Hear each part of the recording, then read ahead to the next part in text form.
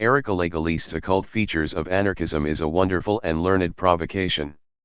Taking the concept of modern politics as a form of theology and magical ritual, she traces some aspects of the origins of socialist and anarchist politics and performance to the Hermetic tradition that influenced the Radical Enlightenment and its originators, in, for example, the work of Spinoza. But she also argues that this magical or Hermetic tradition rested on a masculinist coup against women's knowledge, especially in the transformation of women healers into malevolent witches. This work, however, is not merely a work of academic research. Lagalisse then argues that the gatekeeping behavior of anarchist and radical militants in the global justice movement, the Occupy/Square movements, and their more recent spin-offs reproduce the masculinist guardians of the esoteric knowledge of the Freemasons and other secret societies that draw directly or indirectly on the Hermetic tradition. Thus, forms of indigenous knowledge in the global south and the widespread popularity of conspiracy theories in the global north are belittled, ignored, and not engaged to the peril of the left's emancipatory project. Lagalisse applies to the concepts of cultural capital and indirectly the new class a new and interesting synthesis. In ancient Greek philosophy, kairos signifies the right time or the moment of transition. We believe that we live in such a transitional period. The most important task of social science in time of transformation is to transform itself into a force of liberation.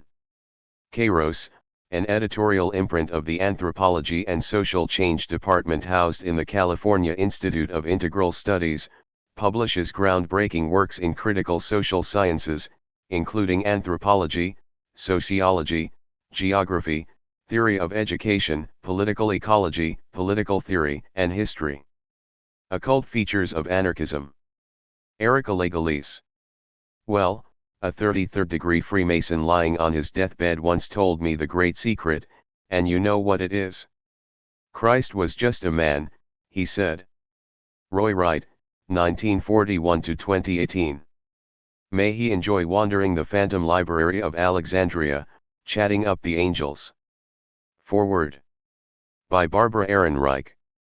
I first came across Erika Lagalisse's byline about 4 years ago and was so impressed by her work that I promptly tracked her down. Not many young intellectuals were as acutely sensitive to class issues as she was, and by class I don't just mean the 1% versus the 99% but the seldom discussed boundary between college-educated professionals and blue-collar workers. The first time she wrote to me she seemed wary to the point of being suspicious. Maybe she was wondering whether I was one of those snooty hotshot feminist academics she had encountered along her way to a PhD, and, if so, what did I want from her? Soon enough though, we were engaged in a lively correspondence about everything we were working on and thinking about. Drafts of articles were exchanged, along with copious links related to politics, popular culture, and philosophy. In due time, we met and spent long evenings theorizing over dinner and wine. She is a feminist and leftist like me but closer to anarchism, and at a demonstration more likely to be found with the direct action crowd than in the tamer precincts where I hang out. In many ways though, we're very similar, both children of working class parents and familiar with class-based insults as well as sexist ones. We'd both encountered misogyny on the left, which had led to some strained relationships with our male comrades. And we're both curious about everything and willing to drop whatever else we're doing to learn something new. In no time at all, I was editing her writing and helping get it published, while she was encouraging my more reckless speculative tendencies. Erika has been working on this book in one form or another for as long as I've known her. At first her motivation seemed impenetrably esoteric to me. Why would anyone want to trace the tangled roots of modern left-wing thought back to their origin in distinctly irrational, even mystical, ways of thinking?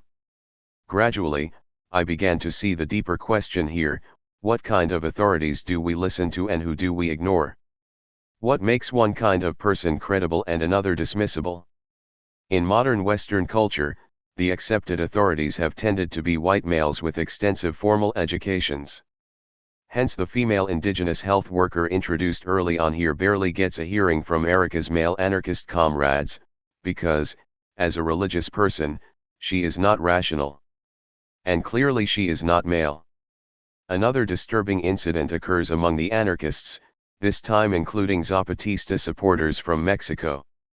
They are sitting around talking about the seemingly invincible power of governments when the conversation wanders to secretive organizations like the Freemasons and the Illuminati.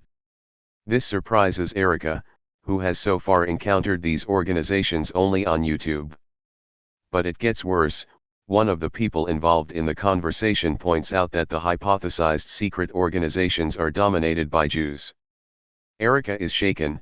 After all, the speaker is a self-proclaimed revolutionary and by virtue of participating in this mixed nationality discussion a de facto internationalist, and hence cosmopolitan, a label traditionally applied to Jews.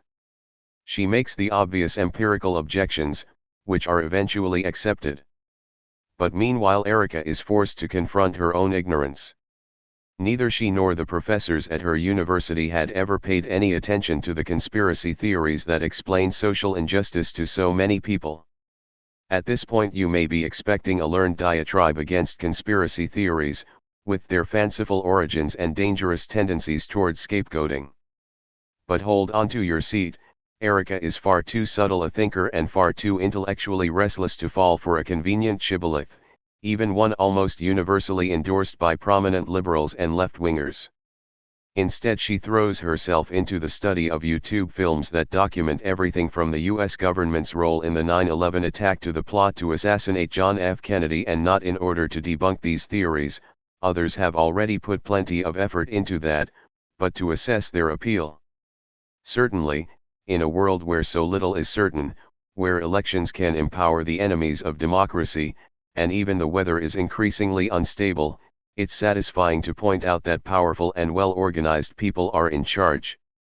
Pointing out that conspiracy theories are often as not the intellectual property of the working class, the class that cannot usually afford the kind of education that would lead a person to reject them out of hand. She argues that the elite prejudice against such theories is just another facet of the elite prejudice against working class people themselves. All right, conspiracy theories lack the intellectual and scientific trappings of academically respectable theories, but they also have a certain explanatory advantage. The elite theories in, say, the social sciences attribute causation to vague systems and forces, most of which are invisible to the untrained eye. Why, for example, do the poor remain in poverty, while the rich get richer all the time? Because of the system, the forces that hold the majority of people down while propelling a tiny minority into unfathomable wealth. The appeal of a conspiracy theory is that it replaces these invisible, almost mystical, entities with actual people, even if they include such unlikely suspects as the Knights Templar or the Rothschilds. Who is chosen as a target here may be cause for serious argument, but of course a general search for those responsible is appealing and understandable. When injustice is being perpetrated, it's good to know the names of the perpetrators and probably their addresses as well.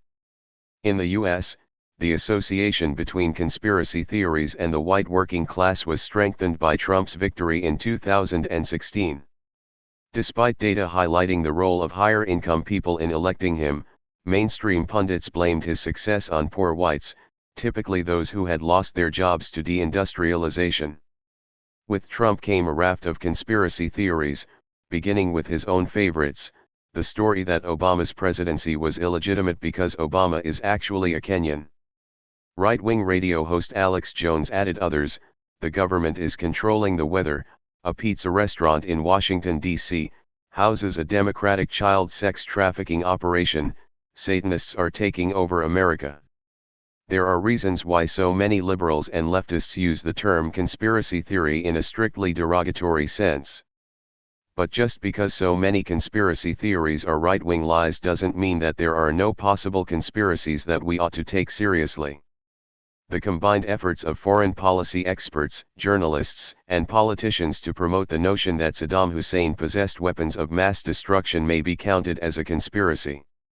So too, perhaps, can the events leading up to George W. Bush's dodgy election in 1999.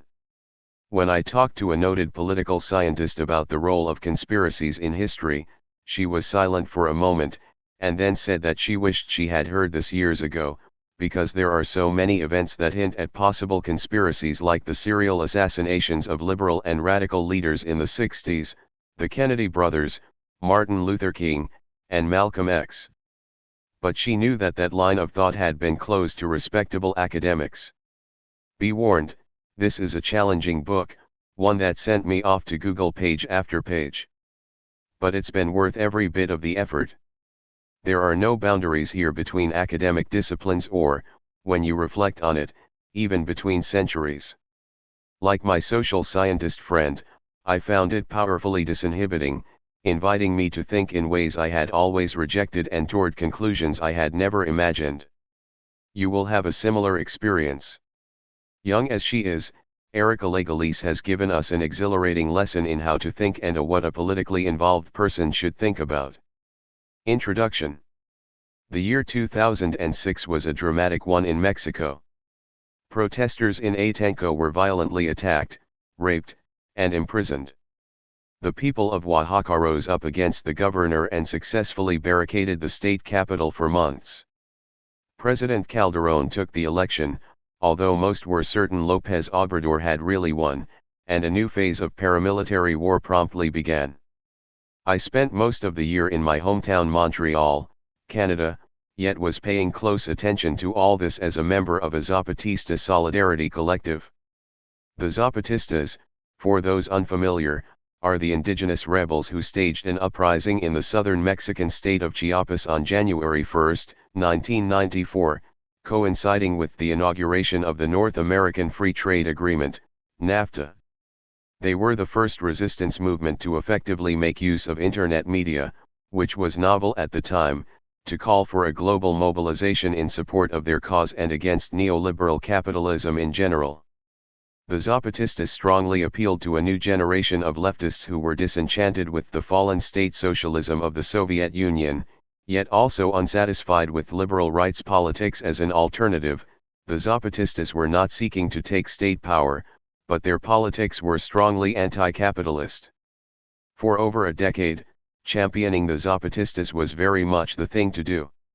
The Zapatistas were so influential that their gathering in Barcelona in 1998 drew a huge crowd of international activists who went on to organize the People's Global Action Network, which convened the large protests in Seattle and elsewhere that marked the turn of the millennium, and which came to be known as the Alter Globalization or Global Justice Movement. 1.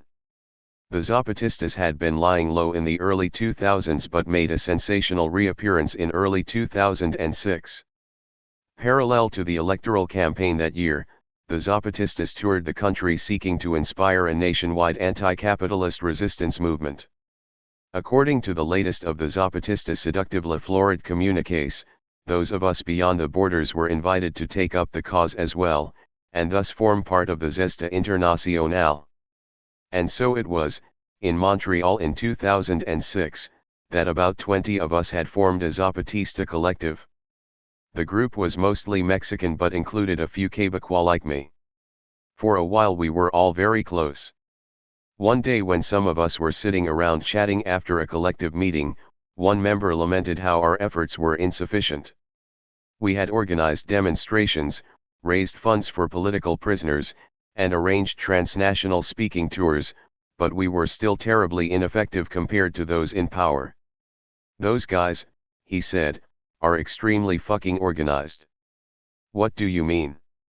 I asked, because he had suddenly spoken in a quiet, ominous tone, as if referring to something beyond the obvious fact that presidents have big armies with tanks and we don't. Their cooperation is international, and beyond that of governments. The higher ups have allegiances to one another that supersede any notion of national interest. They have rituals that bring them together. They are drunk on their own power. They know the secrets of magic and are fucking us all with methods of mind control. I asked more questions, curious about these sensational claims, especially the part about magic. The three people in the group who apparently shared these views proceeded to explain. Their conversation meandered around the topics of international trade agreements, global banking, the Knights Templar, and Freemasonry. They often disagreed among themselves as to the details. I wasn't familiar with the stories they were telling. Some of it sounded plausible. When one of them added that the powerful global elites in question were all Jewish, two of us stopped him. We proceeded to debate, even if there are secret ritual fraternities decorating the capitalist class, is it really reasonable to think they are all of one religious persuasion? Isn't it more believable that the allegiances among these higher UPS supersede questions of religious as well as national identity? That we all suffer under the global system of economic exploitation as we do, because powerful capitalist Christians, Jews, Muslims, and others beyond, act in their collective interest as capitalists more than anything else? The question was not to be settled in the space of an hour. I walked away somewhat shaken. I would have to figure it all out. I decided I would familiarize myself with this Freemasonry business, read the sources they had recommended. Next time, I would have an informed argument prepared. One had mentioned a book called The Protocols of the Elders of Zion, which I promptly ordered off the internet. I also tried looking up Freemasonry on YouTube, which was a brand new media phenomenon at the time. Before long, I was spending 2 hours every evening watching videos on the secret order of the Illuminati, legends of the Sphinx, and how the Fibonacci number series is built into the architecture of sacred Egyptian buildings. The stories were entertaining, and as an anthropologist it was fascinating to observe how the novel social technology of YouTube encouraged the viewer to consume certain videos on the basis of others recently viewed, thus inviting further connections of meaning, semantic links, among and within video contents. When, in 2007, I attended a local anti-war march and beheld participants holding placards with images of Egyptian pyramids topped with eyes, yet all inverted to suggest a power structure being turned upside down, I suspected where these demonstrators were getting their ideas. I realized I was conducting an ethnographic research project, being at once the viewer of YouTube videos and the viewer of my own and others' YouTube viewing. Why did people find some videos more seductive than others? What were the narrative and cinematographic devices that effectively appealed to my own, racialized, gendered, classed, subjectivities? I found John Anthony West's series on magical Egypt amusing, but why? Did the eccentric, bearded white man in the safari outfit evoke the familiar authority of a BBC documentary? Was it his performance of citation, however disorganized, mimicking the academic genre, that I enjoyed? Was it the aesthetically pleasing symmetry of his geometrical diagrams? Meanwhile I continued to discuss the question of global conspiracy with my friends and comrades, now fully aware of the contents of the Protocols of the Elders of Zion, as well as the genesis and social history of this text, which has played a special role in anti-Jewish propaganda since the early 20th century. Readers may be relieved to hear that I did eventually convince the comrade who had recommended this book that powerful capitalists and Jews are not one and the same. Rhetorically, I had to grant that there are, or at least may exist, opaque global organizations of powerful men beyond the obvious and publicly admitted ones, such as the World Trade Organization, the United Nations, etc., and in turn he granted the likelihood that such opaque organizations would contain men of different national and religious backgrounds. As for magical mind control, we'll come to that later in the book. The story might have ended there, in 2008, 2 years after it began. I had satisfied my curiosity and purpose. I had also become entirely absorbed in my PhD and happily left the charged quagmire of confusion about Freemasonry and the French Revolution behind. Yet a number of things happened, each independent from the other, which brought me back to my once informal studies. We might even playfully suggest that the universe conspired. First, activist responses to my past academic work analyzing anarchist collaborations with indigenous peoples' struggles and how anarchists' gender bias and atheism both get in the way of solidarity efforts encouraged me to articulate in more detail the gendered history and cosmology of classical anarchism. Point 2 in this previous publication, which was based on fieldwork I had done for my master's degree in anthropology, I described how a group of anarchists working in different activist collectives, including our Zapatista collective mentioned above, collaborated to organize a speaking tour of 2 indigenous activists from Mexico throughout Quebec and Ontario, Canada. 3 I then analyzed the events of this well-intentioned tour to illustrate various unacknowledged forms of racism and sexism in constructions of anarcho-indigenous solidarity work among white, settler, solidarity activists. Within this particular ethnographic case, Montreal anarchists had marginalized the voice of the indigenous woman activist Magdalena during her speaking tour, due to a combination of gendered and racial prejudice. During speaking events, Magdalena tended to recount stories about her experience as a community health worker, promotora, describing how government representatives tried to persuade her to promote sterilization among indigenous women in the region. Magdalena also spoke of the need to maintain harmonious ways of life among the communities, pueblos, and the need to respect all of creation: land, water, animals, and people. According to many anarchist audience members, she did not have an analysis since she situated her struggle in religious as opposed to political and economic terms, while she also displayed less experience in politics, because she had not participated in union movements, but rather worked against the forced sterilization of indigenous women, a distinction based on gender. Each of these prejudices would have worked against her independently, but the overlapping effect of 2 public/private dichotomies, as applied to sexuality and religion, made it especially difficult for her listeners to understand her as political. In my essay I elaborated how this conjuncture was no coincidence. Secularization in the West privatized religion during the same historical process and by way of the same logic that it privatized the sexual. 4 The coincidence of public versus private discourse as applied to both the domestic/political and religious/secular dichotomies in anarchist politics thus relies on a gendered order. The disqualification of religion from the modern left and its feminization were one and the same, with each dichotomy serving to reinforce the other.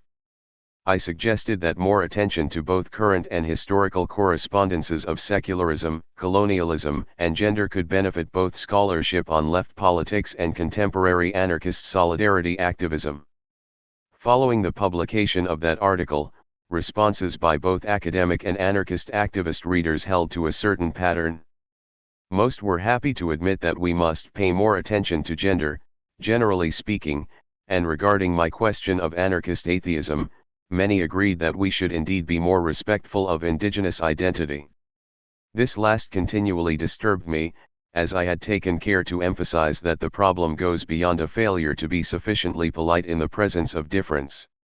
Beyond being disrespectful, the modern Western insistence on a mechanical universe delimits the radical imaginary in general. 5 To refrain from telling the non-atheist activist they are wrong, while continuing to think they are, simply because he or she is a person of color, is altogether different than deconstructing one's colonial mentality, which treats the religious as other in the first place. In short, I returned to the drawing board partially to further elucidate this point. In the previous piece, I had emphasized that it was in the context of the colonial encounter that Christendom granted other communities and traditions the name it had only ever given itself, religion, and reincarnated itself as secular. 6 Now, however, I would also hold up for detailed examination the specific metaphysical premises embodied in modern Western definitions of politics and the theology of modern revolution, so that anarchists would understand that they have a cosmology too. In the course of my subsequent studies, I discovered much to my dismay that any inquiry into the gender of the modern revolutionary left that digs back farther in history than the union movements of the masculine wage-working proletarian, the classical anarchist movement per se, necessarily stumbles upon the institution of Freemasonry, among other clandestine fraternities. Was it wise, I wondered, to highlight the association of anarchism with charged topics like Freemasonry, given all of the intrigue I had recently witnessed on YouTube about secret societies and their role in contemporary politics?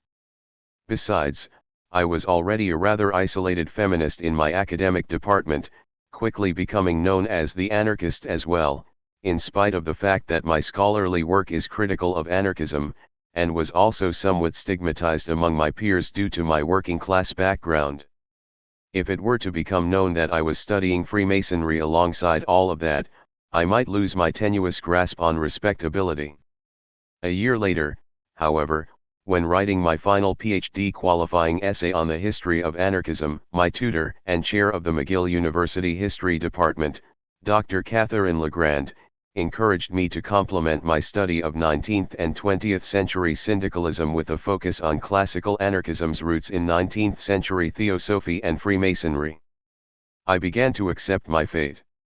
Ultimately, I decided that it was not only practically responsible but politically necessary to publicly broach the thorny topic of the clandestine revolutionary society. By 2012, even a quick check back on the thriving contents of YouTube confirmed that stories about Illuminati Freemasons secretly crafting a new world order and controlling both right and left political movements had become significantly more prevalent than in 2006 and were enjoying increasing numbers of views. Many videos reporting that the attacks on the World Trade Center in New York on September 11, 2001 were an inside job were now also linking this specific alleged conspiracy with that of the Illuminati. David Icke's YouTube videos that linked the US Occupy movement, circa 2011 to 2012, with Jewish lizardmen bent on destroying humanity were watched by thousands upon thousands of viewers, whereas no documentary made by actual Occupy participants had enjoyed nearly so large an audience.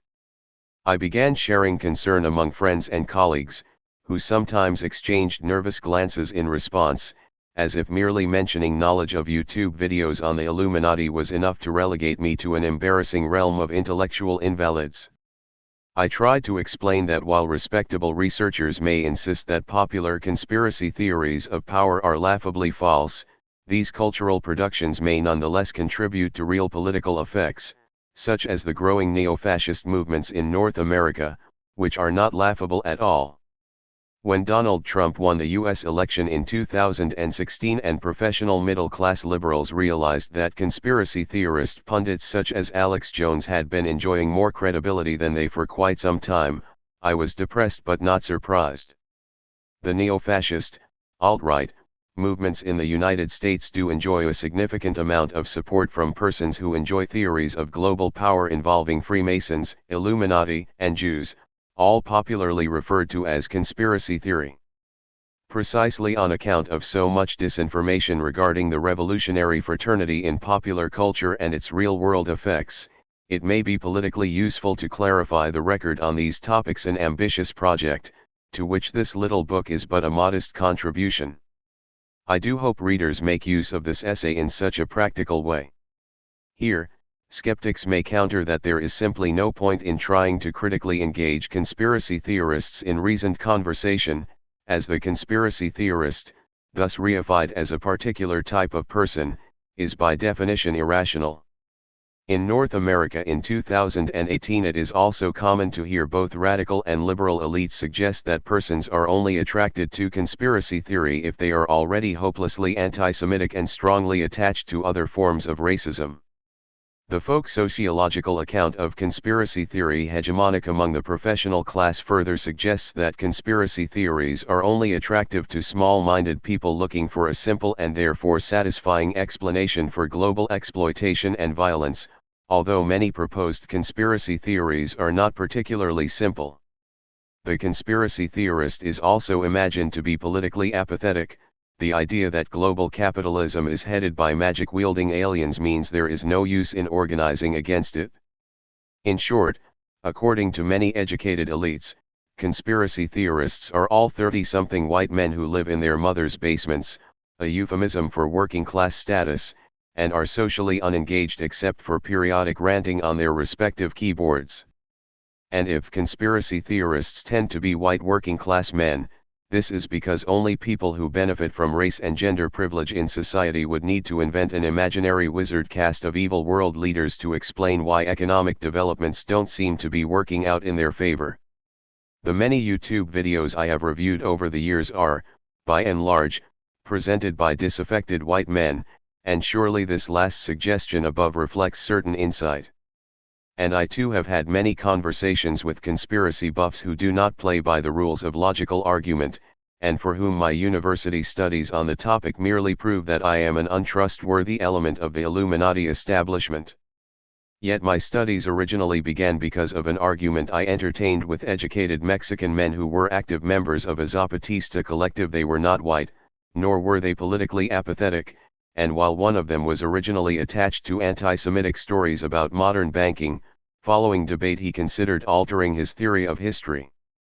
With this in mind, one wonders if progressive elites themselves are not being somewhat irrational, or perhaps holding on to a crude stereotype of conspiracy theorists as a way of justifying a comfortable routine of disengagement, wherein the English-speaking world is increasingly written with anti-Semitic theories of global conspiracy, but it's not worth trying to change anyone's mind.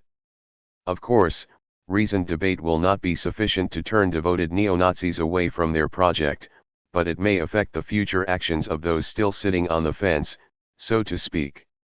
And maybe when it comes to fighting fascism, every possible strategy is worth trying.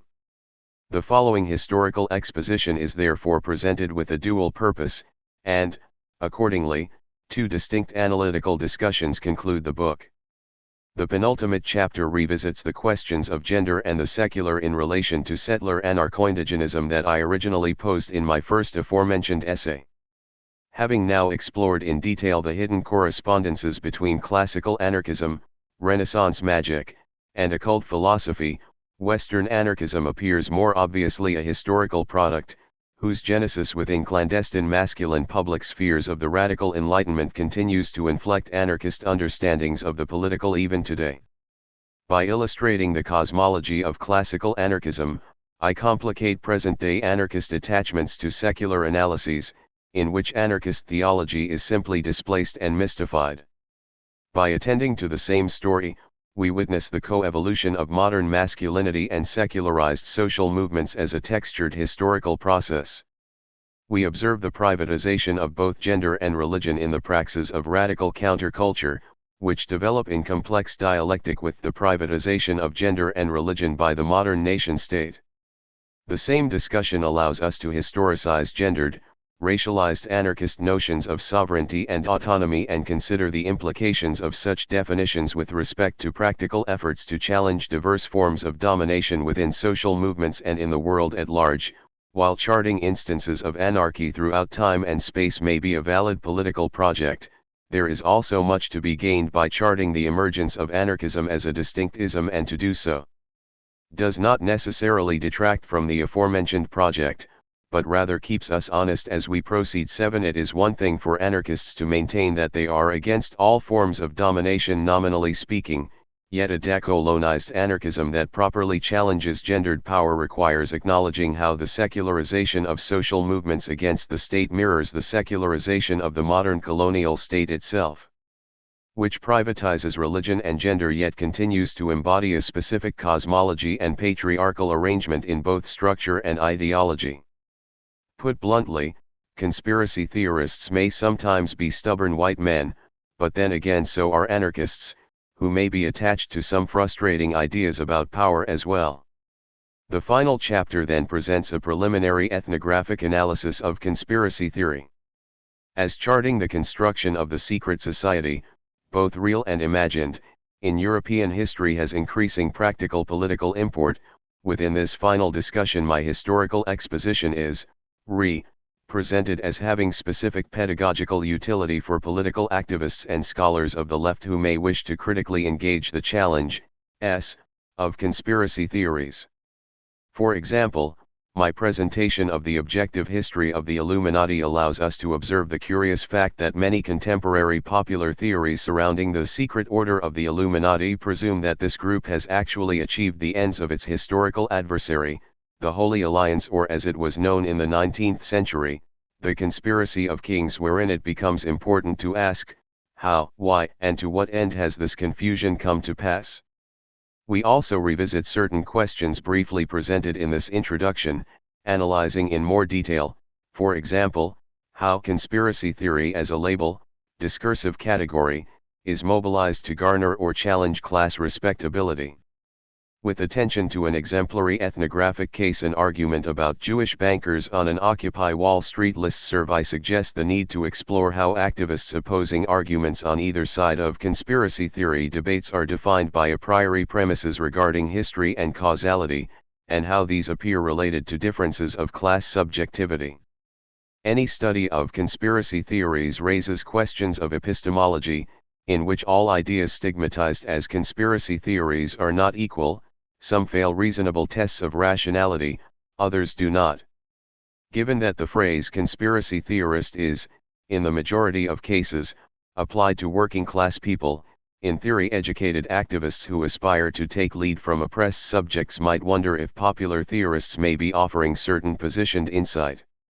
The Illuminati is not in control of world government, nor are Jews in control of the banking system, yet is it also wrong to posit the ruling class as a conspiring to destroy us? Does the U.S. Food and Drug Agency really have the public's interests at heart? Are people really wrong to suspect the government and its agencies of conscious malevolence?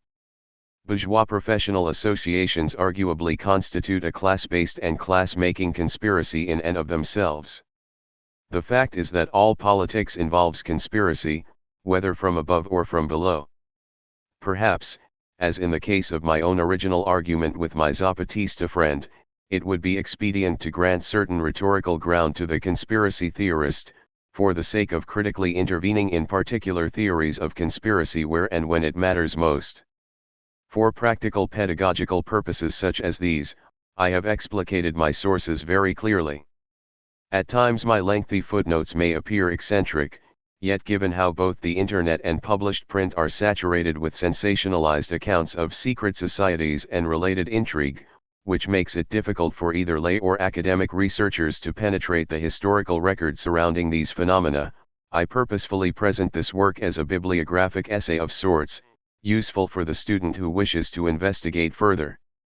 The reader will notice that I often offer multiple sources in reference to a given point, sometimes explaining briefly the character, approach, or historical context of each one, as well as the non-English sources to which the authors refer to in turn. Much of the relevant primary material and reliable scholarly secondary sources with respect to the clandestine revolutionary fraternities is not in English.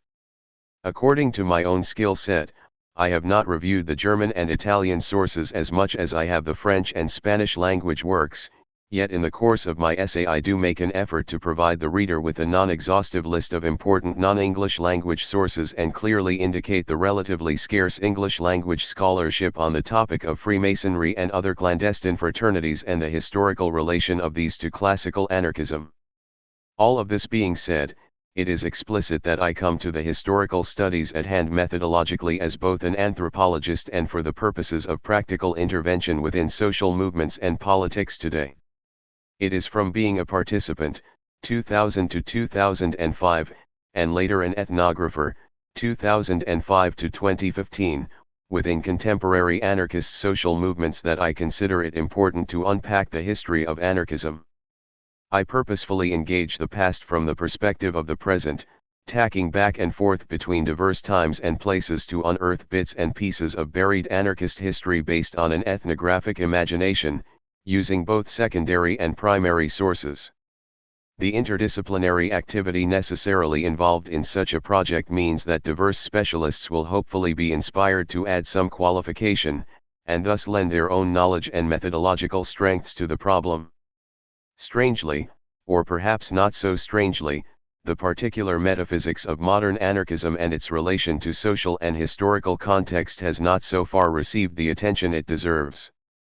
This is no doubt partially due to the bias of many anarchists against religion, and the bias of many scholars against anarchism, but is perhaps also because the topic requires delving into the relationship between anarchism, occult philosophy, and secret societies, all charged topics, even independently. As explained above, at first I resisted engaging the subject, yet I was increasingly called upon to try. May my readers approach the work generously and forgive certain necessary gaps within such a short, accessible book about such a large, inaccessible topic. First premises, the theology of politics. Carl Schmitt's general point that modern politics embodies secularized theological concepts is of basic relevance here. Schmitt remarks, while pursuing his particular question regarding sovereignty, that every political idea takes a position on the nature of man, presupposing that he is either by nature good or by nature evil, and that to committed atheistic anarchists, man is decisively good. 1. This essay will dovetail with Schmidt's summary remark in only some ways. For our purposes, a more nuanced discussion of the transcendence versus immanence of divinity in the history of ideas within Western philosophy is crucial.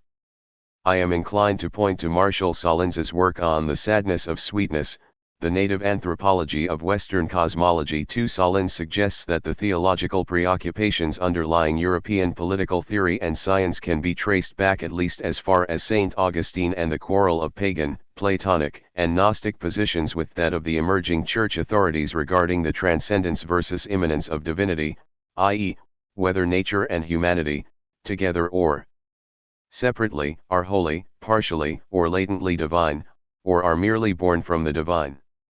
Cast in Sahlins' light, the persistent dualist conundrum in Western politics and social theory appears as a spiraling repetition of this same theological concern. There is lust, which is not of God; there is matter, distinct from spirit; there is desire, as opposed to reason. Those who suggest some coercive force stops, or must stop, us from pursuing our animal desires follow the logic of a transcendent divinity. Since we are by nature so evil and base, God, or something else out there conceptually derived from him, must keep us in line. For St. Augustine it was the state of Rome; for Hobbes any sovereign will do, his self-interest clearly evolving from Augustine's desire. The individual vs. society polarity evident in most social theory is only another manifestation of the same. Here God becomes society, rather than the state. One could go further and point out, for example, that in Émile Durkheim's work the transcendent force appears as the social fact. From a mass of pre-social individuals and desires emerges society, which then serves to restrain these desires. Point 3. Furthermore, note that in methodological individualism desire creates and governs society, whereas in cultural determinism desire creates the society that then governs desire, but it is always the same terms in play. In short, the transcendent God of theological dualism can be found just beneath the surface of every argument for centralized authority, including most canonical social theory, which anarchists, we may note, tend to recognize as authoritarian. What if we approached modern anti-authoritarianism with the same lens? I propose that a particular theological thread likewise runs through it.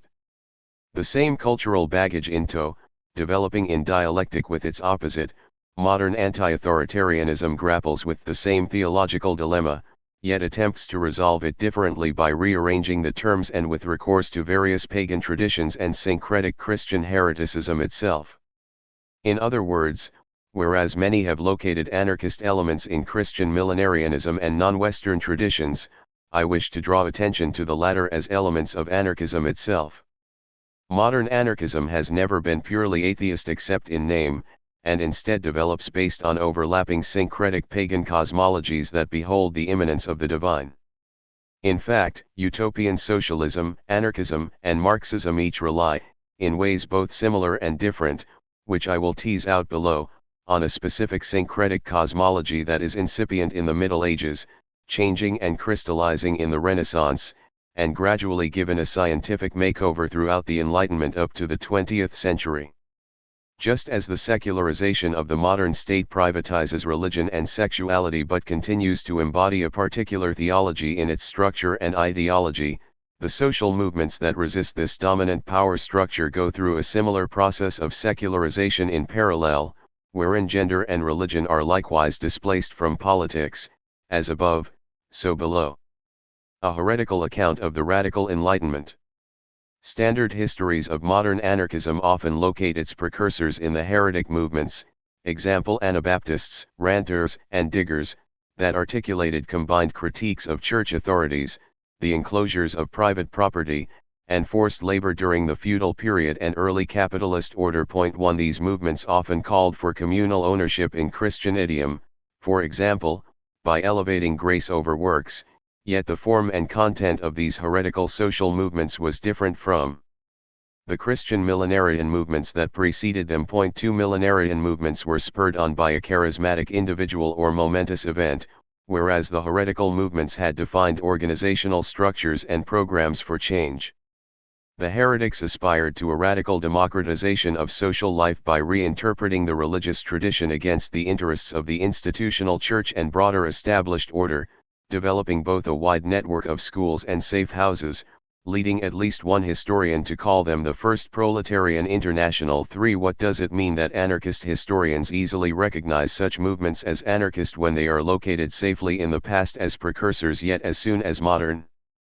Anarchism proper is articulated, religious leveling movements are seen as backward, if not heretical to anarchism itself.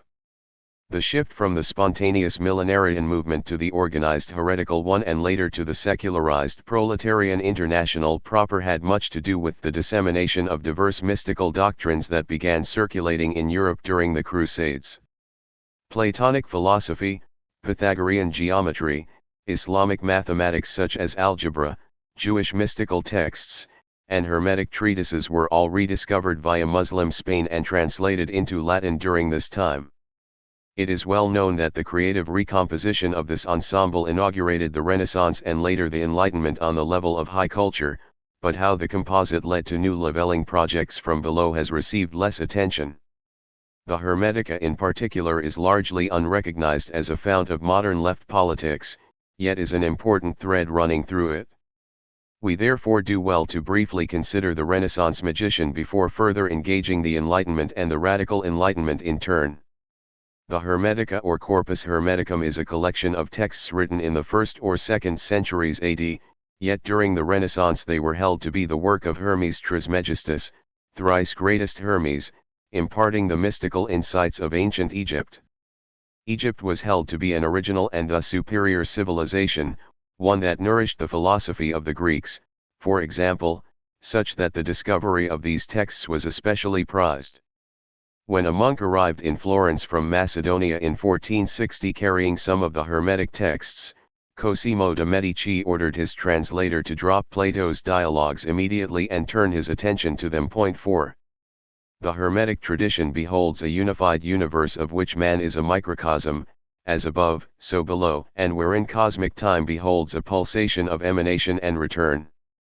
The Hermetic cosmos is hierarchically arranged in symmetrical diachronic and synchronic bifurcations, dyads, and trifurcations, triads, but a web of hidden correspondences and forces alternately energy or light cut across and unify all levels.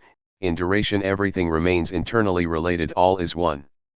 Significantly, humanity participates in the regeneration of cosmic unity. Our coming to consciousness of this divine role is a crucial step therein.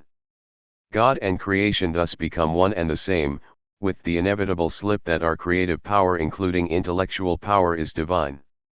The creative power of the Word, the Logos, is given particular attention, often spoken of interchangeably with the Son, second God or demiurge. Divine creation first inheres in the luminous Word, and man the microcosm may create in turn.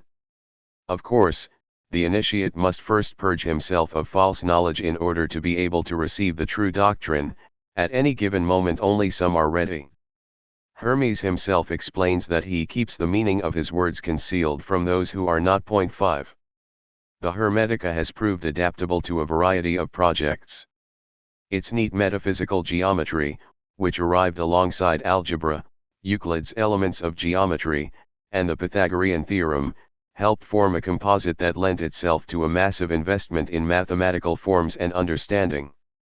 Mathematics became the hidden architecture of the cosmos, the most permanent and basic truth, and revelation of these secrets certainly did permit an ability to build and create in ways never before imagined, providing both vaulted cathedrals and calculus, for example.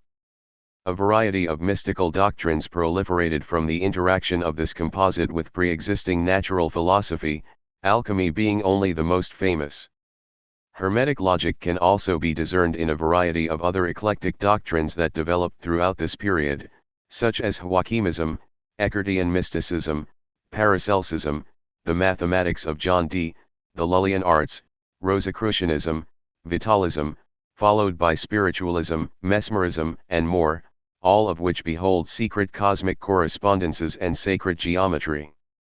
Francis Yates illustrates how the features of Hermetic metaphysics find place, for example, in the Magia Naturalis and Sun Worship of Marsilio Ficino, 1433–1499, the Christian Kabbalah of Pico della Mirandola, 1463–1494, the occult philosophy of Cornelius Agrippa, 1486–1535, and the metaphysics of Renaissance and Enlightenment figures to follow, including and beyond Giordano Bruno, 1548–1600, who promoted an elaborate mathesis 6.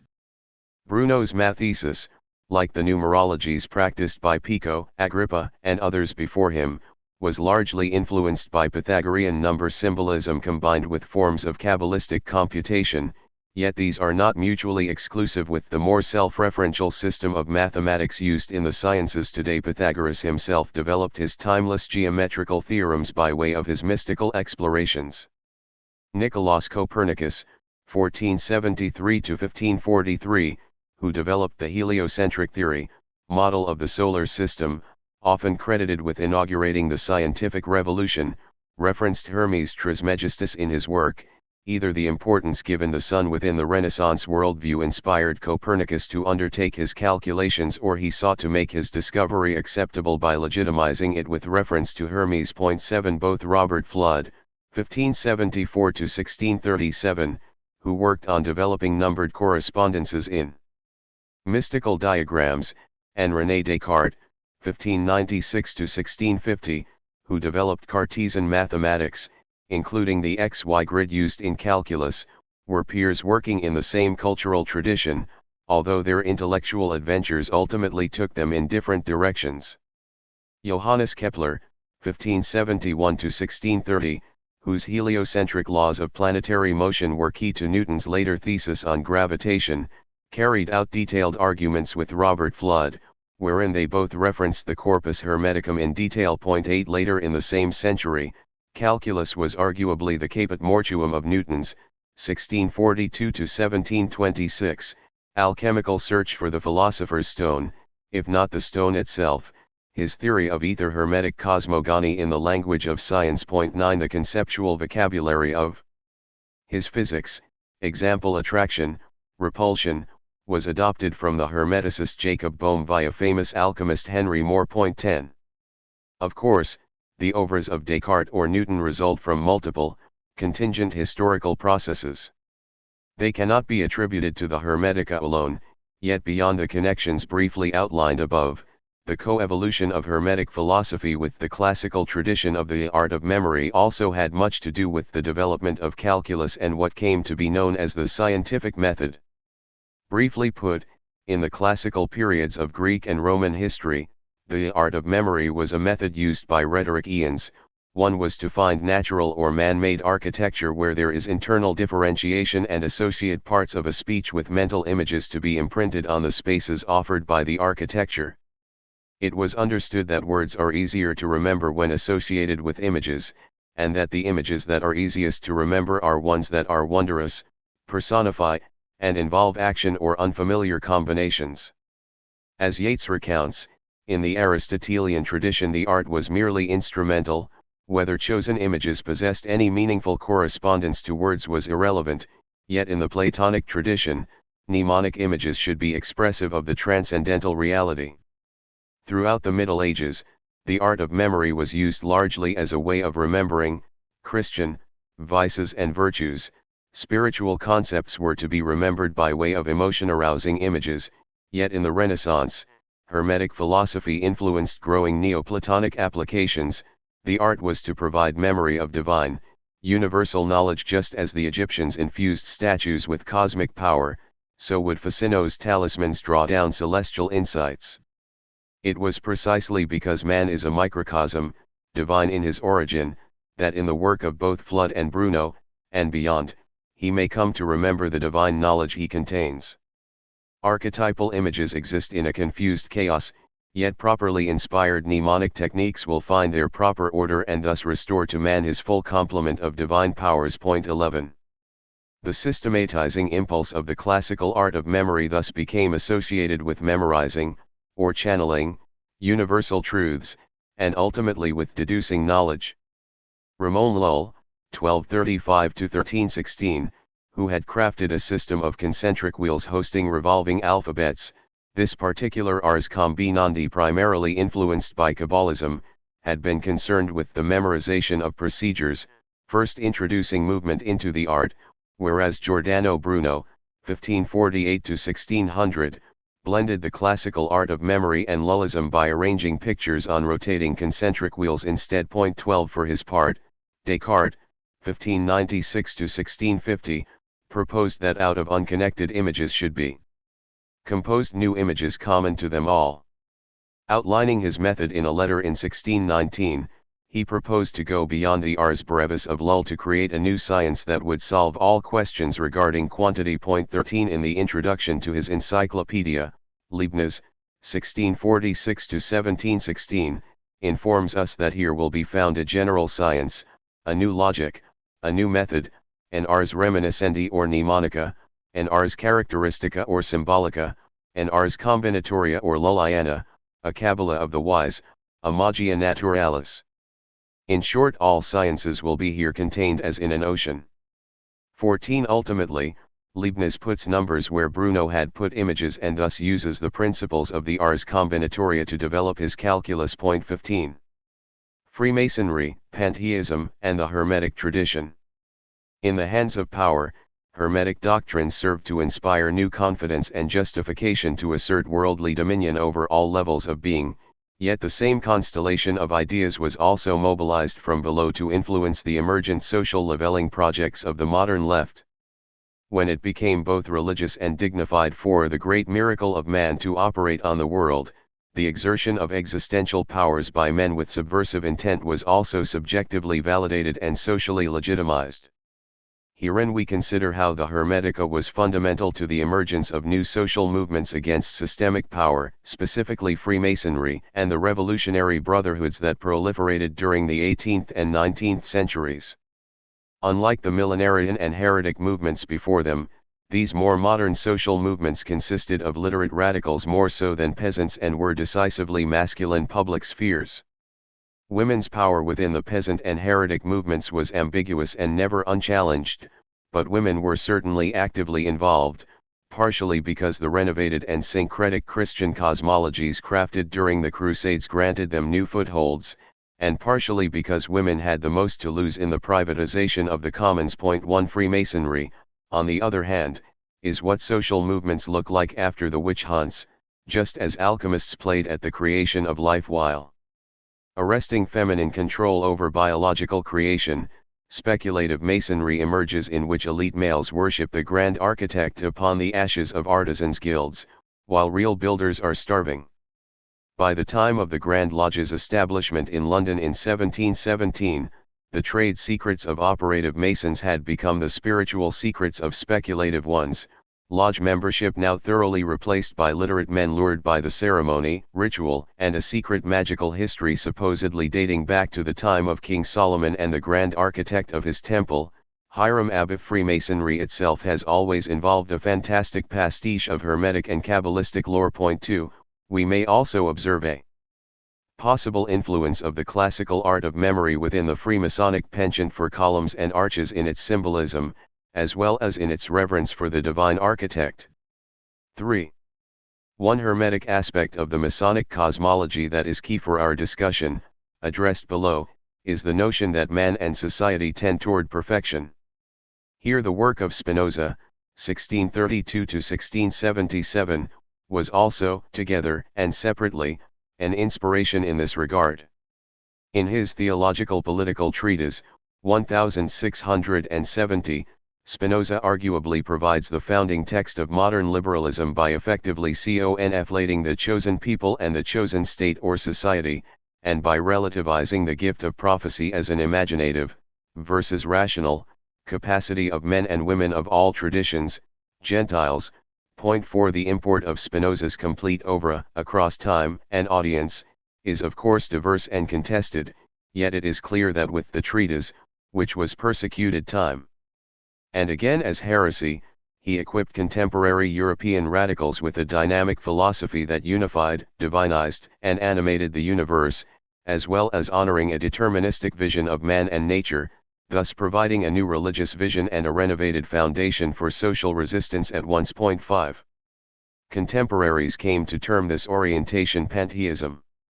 This word, apparently first used by John Toland, 1670 to 1722, was taken up during the period in question to refer to a metaphysics that re-emphasized the vitalistic spirit in matter qualities of nature and tended to deify the material order in the process. 6. A new faith in scientific progress therefore encouraged the conception of temporal institutions both as permanent and as vehicles for enacting fantasies of social progress.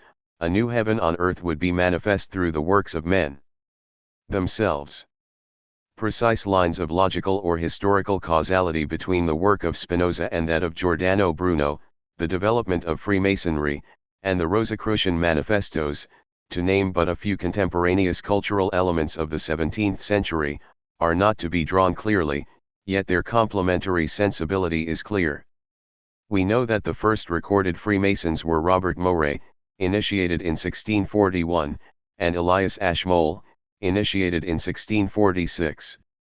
We can be fairly confident that the aspirations to universal reform found in the pseudonymous 17th century Rosicrucian manifestos owe something to the popular, cult, interest in the ideas of Hermeticists Giordano Bruno and Tommaso Campanella, and that all of these appear to have been imported into English popular culture by Robert Flood, possibly encouraging those inspired to seek religious, scientific, and social reform in the name of universal progress by forming societies of like-minded peers, which may include the institution of Freemasonry. 7. What is of particular interest to our discussion is that Freemasonic society was decidedly anti-clerical, yet espoused a pantheism that infused its social leveling project with sacred purpose.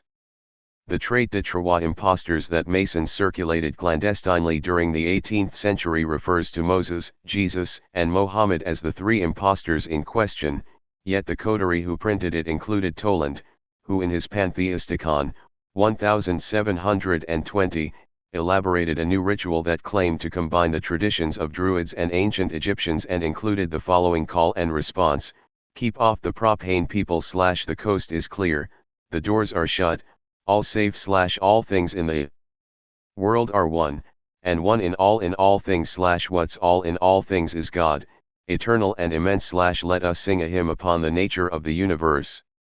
Masons imagined themselves simultaneously the creators of a new egalitarian social order and the protagonists of cosmic regeneration, all articulated in the language of sacred architecture. Theirs was a pyramidal initiatic society of rising degrees and reserved secrets, but one in which all men met upon the level 8. The Masonic leveling project was not altogether radical. It is true that Masonic lodges were frequented by elite men who instrumentalized them to further consolidate their power, and that the Masonic project was one of limited reforms, one to which Jews, women, servants, and manual laborers were denied entry. 9. It is also true that the Masonic ideal of merit as the only fair distinction allowed room to critique the tension between formal ideals and actual practice, and that Masonic lodges were the first formal public association in 18th century Britain to take up the cause of the workers' question, albeit on a purely philanthropic level, by founding hospices, schools, and assistance centers for proletarian workers. 10. In pre-revolutionary France, lodges first began accepting small artisans, then proletarian workers as well, lowering fees and abolishing the literacy requirement for entrance to this end. By 1789, there were between 20,000 and 50,000 members in over 600 lodges, and it was no longer possible for participants to reasonably claim they were manifesting an egalitarian social order by merely gathering to discuss literature, science, and the cultivation of Masonic wisdom. 11. The Revolutionary Brotherhoods. Here we arrive at the question of conspiratorial revolutionary brotherhoods that has been exploited in paranoid intrigue. On one hand, due to the utopian rhetoric developed in the Masonic public sphere, some members became directly involved in revolutionary activities, both in France before the Revolution, as well as throughout Europe in the years immediately following. On the other hand, it is true that many revolutionaries who were not necessarily Masons made use of the lodge's existing infrastructure and social networks to further their cause. Yet others simply adopted Masonic iconography and organizational style, which had accrued a measure of symbolic power and legitimacy, in developing their own revolutionary associations. It is not possible in retrospect to distinguish entirely between these phenomena, the salient point being that the revolutionary brotherhoods that proliferated at the turn of the 19th century derived much of their power from their association with perennial secrets and magical power, and that this imaginary and their related style of social organization were fundamental to the development of what we come to recognize as modern revolutionism. Point 1. Adam Weishaupt, 1748–1830, a young Bavarian professor who founded the Illuminati in 1776, was one of few convinced egalitarians of his day. His revolutionary agenda involved the complete dismantling of the state, the church, and the institution of private property, all justified by a revamped Christian millenarianism affected by readings of Jean-Jacques Rousseau and the Eleusinian Mysteries and organizationally inspired by the secret association of the Pythagoreans. Point 2. According to Weishaupt, our true fall from grace was our submission to the rule of government. Let us take liberty and equality as the great aim of Christ's doctrines and morality as the way to attain it, and everything in the New Testament will be comprehensible. Man is fallen from the condition of liberty and equality, the state of pre-nature. He is under subordination and civil bondage, arising from the vices of man. This is the fall, and original sin. The kingdom of grace is that restoration which may be brought about by illumination. Point 3. Yet, do you really believe it would be useful, he asked, as long as countless barriers still remain, to preach to men a purified religion, a superior philosophy, and the art of self-government? Should not all these organizational vices and social ills be corrected gradually and quietly before we may hope to bring about this golden age, and wouldn't it be better, in the meanwhile, to propagate the truth by way of secret societies? Do we not find traces of the same secret doctrine in the most ancient schools of wisdom? For Weishaupt, only the imminent revolution of the human spirit, die bevorstehende Revolution des menschlichen Geists, driven by a widely propagated universal enlightenment, verbreite allgemeine Aufklärung, will break the chains of tyranny, but repressive political conditions required a discreet enlightened revolutionary elite in the meantime. Point 5. Weishaupt had joined a Masonic lodge in 1774 but had left shortly after, not satisfied with the level of critique he found therein. A year after founding his more radical group, however, the members together decided in 1777 to join lodges once more in order to find new recruits, and the strategy worked. The Illuminati grew from Weishaupt and 5 students in 1776 to 54 members in 5 Bavarian cities by 1779, and eventually extended to Italy, Lyon, and Strasbourg to include figures such as Goethe, Schiller, Mozart, and Herder. The pyramid structure of the network, modeled on Masonic form, was organized into 3 grades: the Minor Veil Illuminato, and Inner Circle of Areopagites, and became both an agency for the transmission of commonplace Enlightenment ideas and a quasi-religious sect in which men met to contemplate the utopian regeneration of society. Point 6. Its growth was short-lived, however.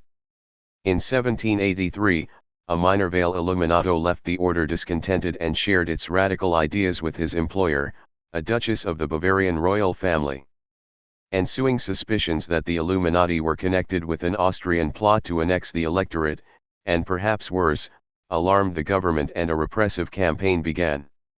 The character of the ensuing persecution is well summarized by Jonathan Israel, who discusses the agitation of contemporary observers, including the ultra-reactionary court official Ludwig Adolf Christian von Grallmann, 1749–1809, who published a collection of German Illuminatist documents, Die neuesten Arbeiten des Spartacus und Philo, in 1793.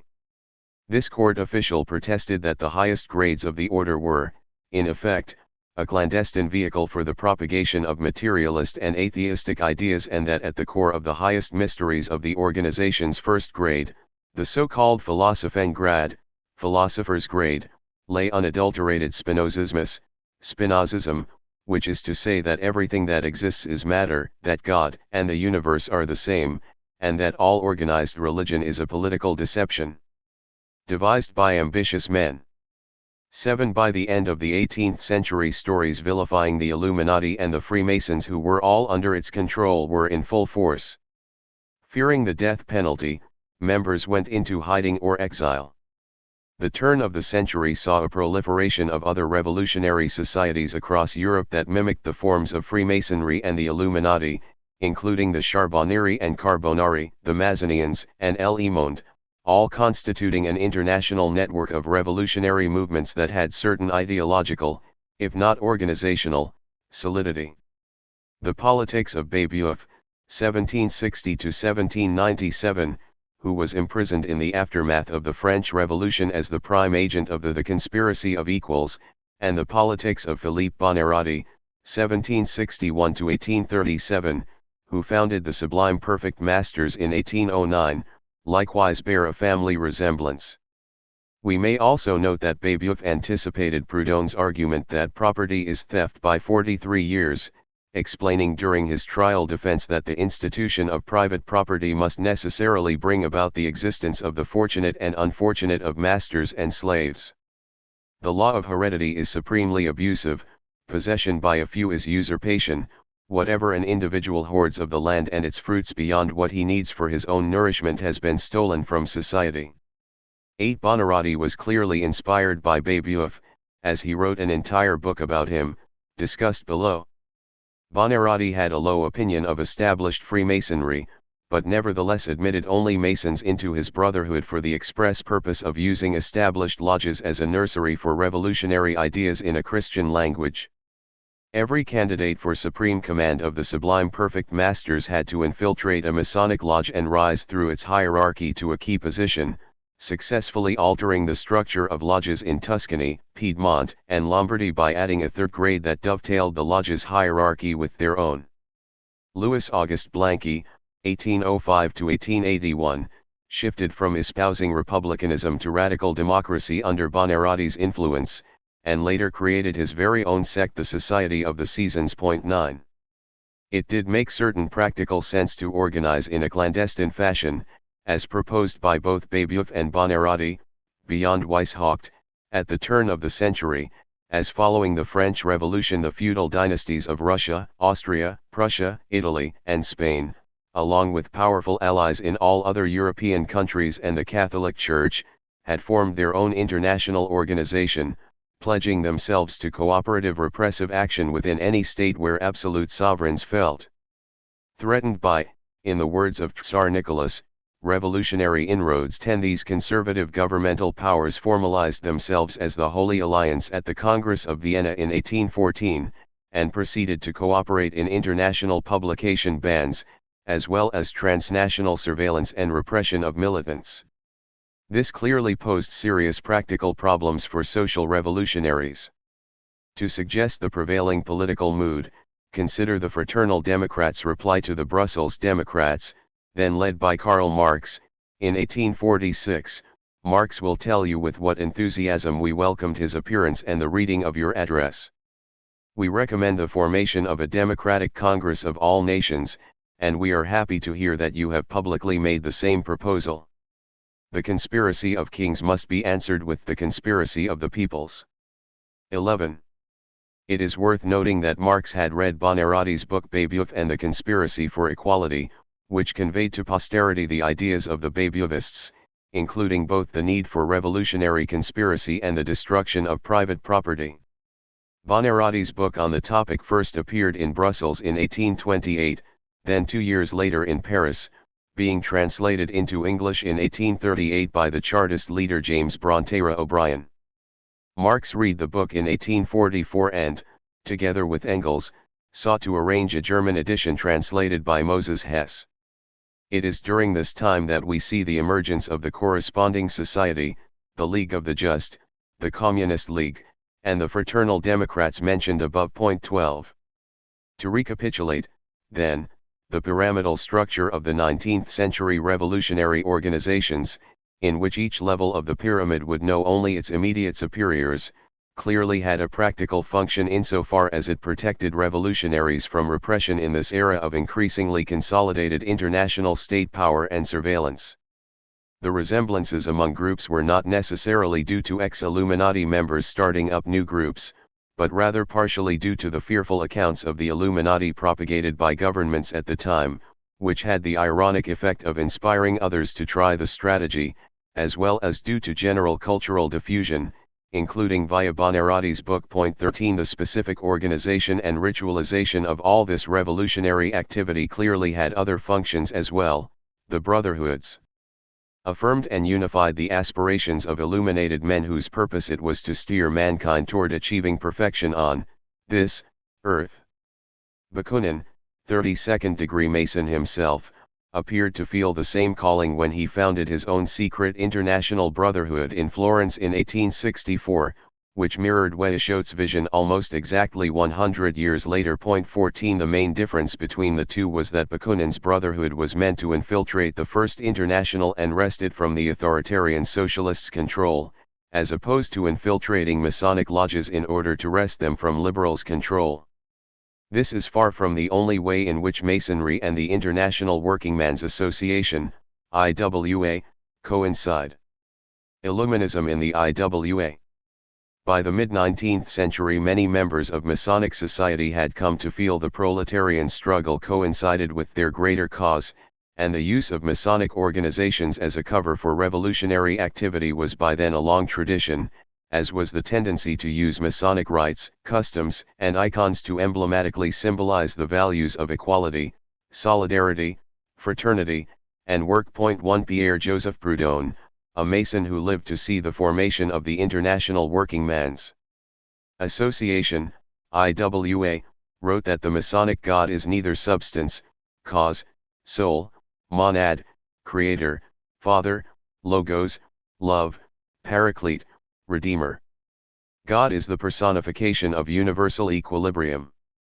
2. In Proudhon's day, the British lodges were admitting increasing numbers of proletarian members, particularly skilled and literate workers, and had come to support the workers' struggle to the extent that the first preparatory meeting of the IWA on the August 5, 1862, attended by Karl Marx among others, was held in the Freemasons' Tavern. Point 3. Many of those in attendance were Socialist Freemasons, a phrase applied at the time to the members of the small lodges founded in 1850 and 1858 in London by exiled French Republicans, and which involved many members of diverse national backgrounds. These were named Memphite lodges, after the sacred Egyptian burial ground. The immediate objectives of the Memphite program were twofold: the struggle against ignorance through education and helping the proletarians in their struggle for emancipation by way of Proudhonian mutual aid associations. Louis Blanc was among the members of the Memphite lodges, the Loge de Philadelphie, along with at least 7 other founders of the IWA.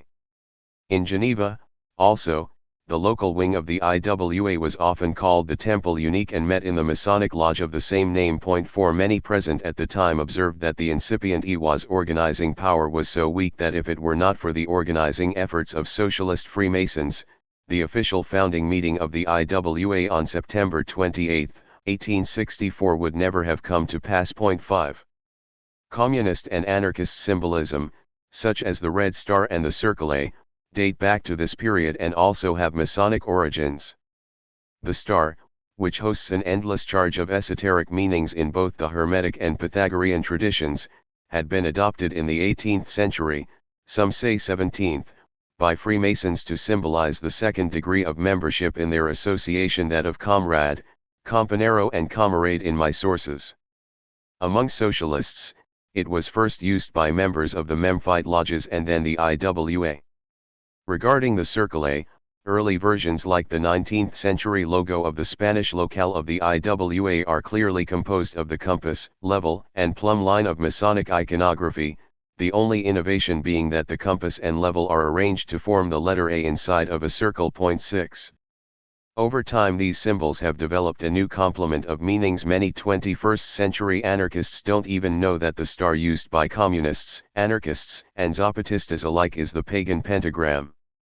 They are not reminded of the mathematical perfection of cosmogony when they behold it, or of Giordano Bruno's geometric arts of memory, nor do they necessarily realize there is a genealogical link between the neo pagan May Day celebration and today's anarchist May Day marches.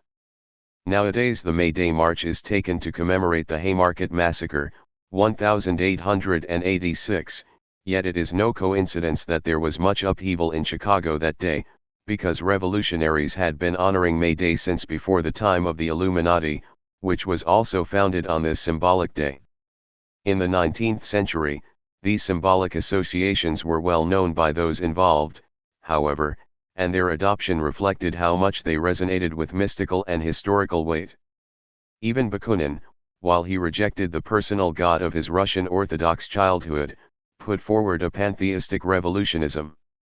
In a letter to his sister, 1836, he wrote, "Let religion become the basis and reality of your life and your actions, but let it be the pure and single-minded religion of divine reason and divine love. If religion and an inner life appear in us, then we become conscious of our strength, for we feel that God is within us, that same God who creates a new world, a world of absolute freedom and absolute love, that is our aim." 7.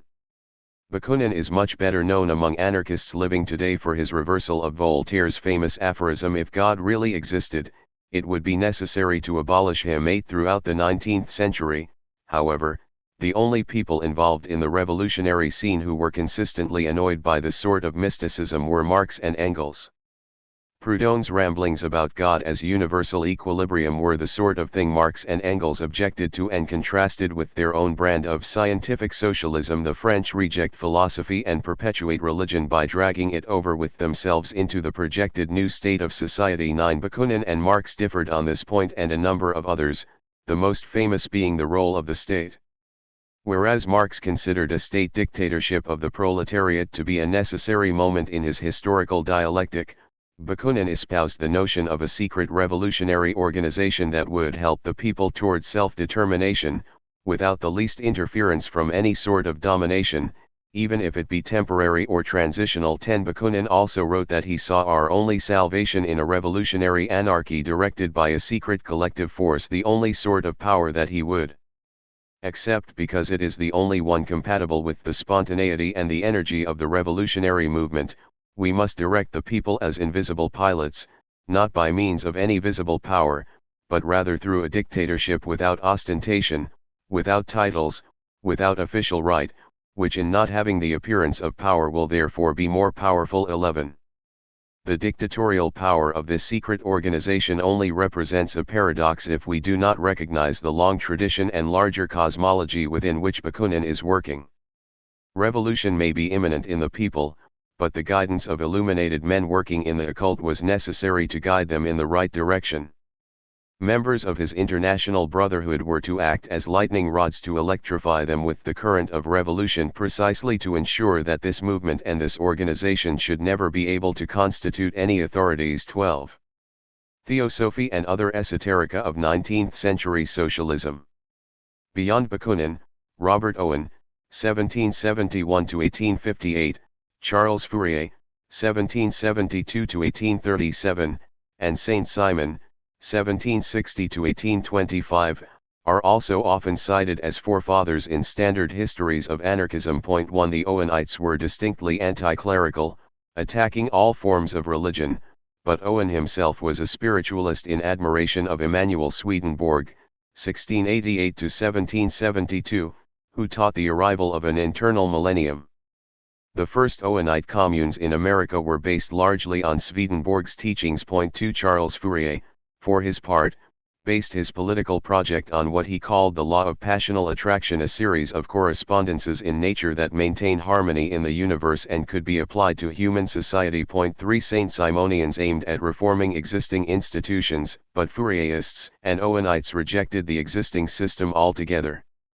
Rather than a mere changing of the guard, they advocated the creation of new forms of independent organization within the existing system, hence their precursor status to anarchism, perennially defined by the notion of building a new world within the shell of the old, whether via networks, communes, or syndicates, as well as by a rejection of state power.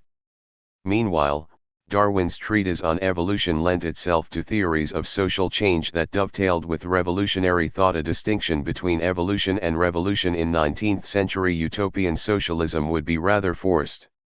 The insight that the natural world was characterized by evolving beings blended easily with the concept of cosmic regeneration adaptive process became progress, a tendency toward perfection.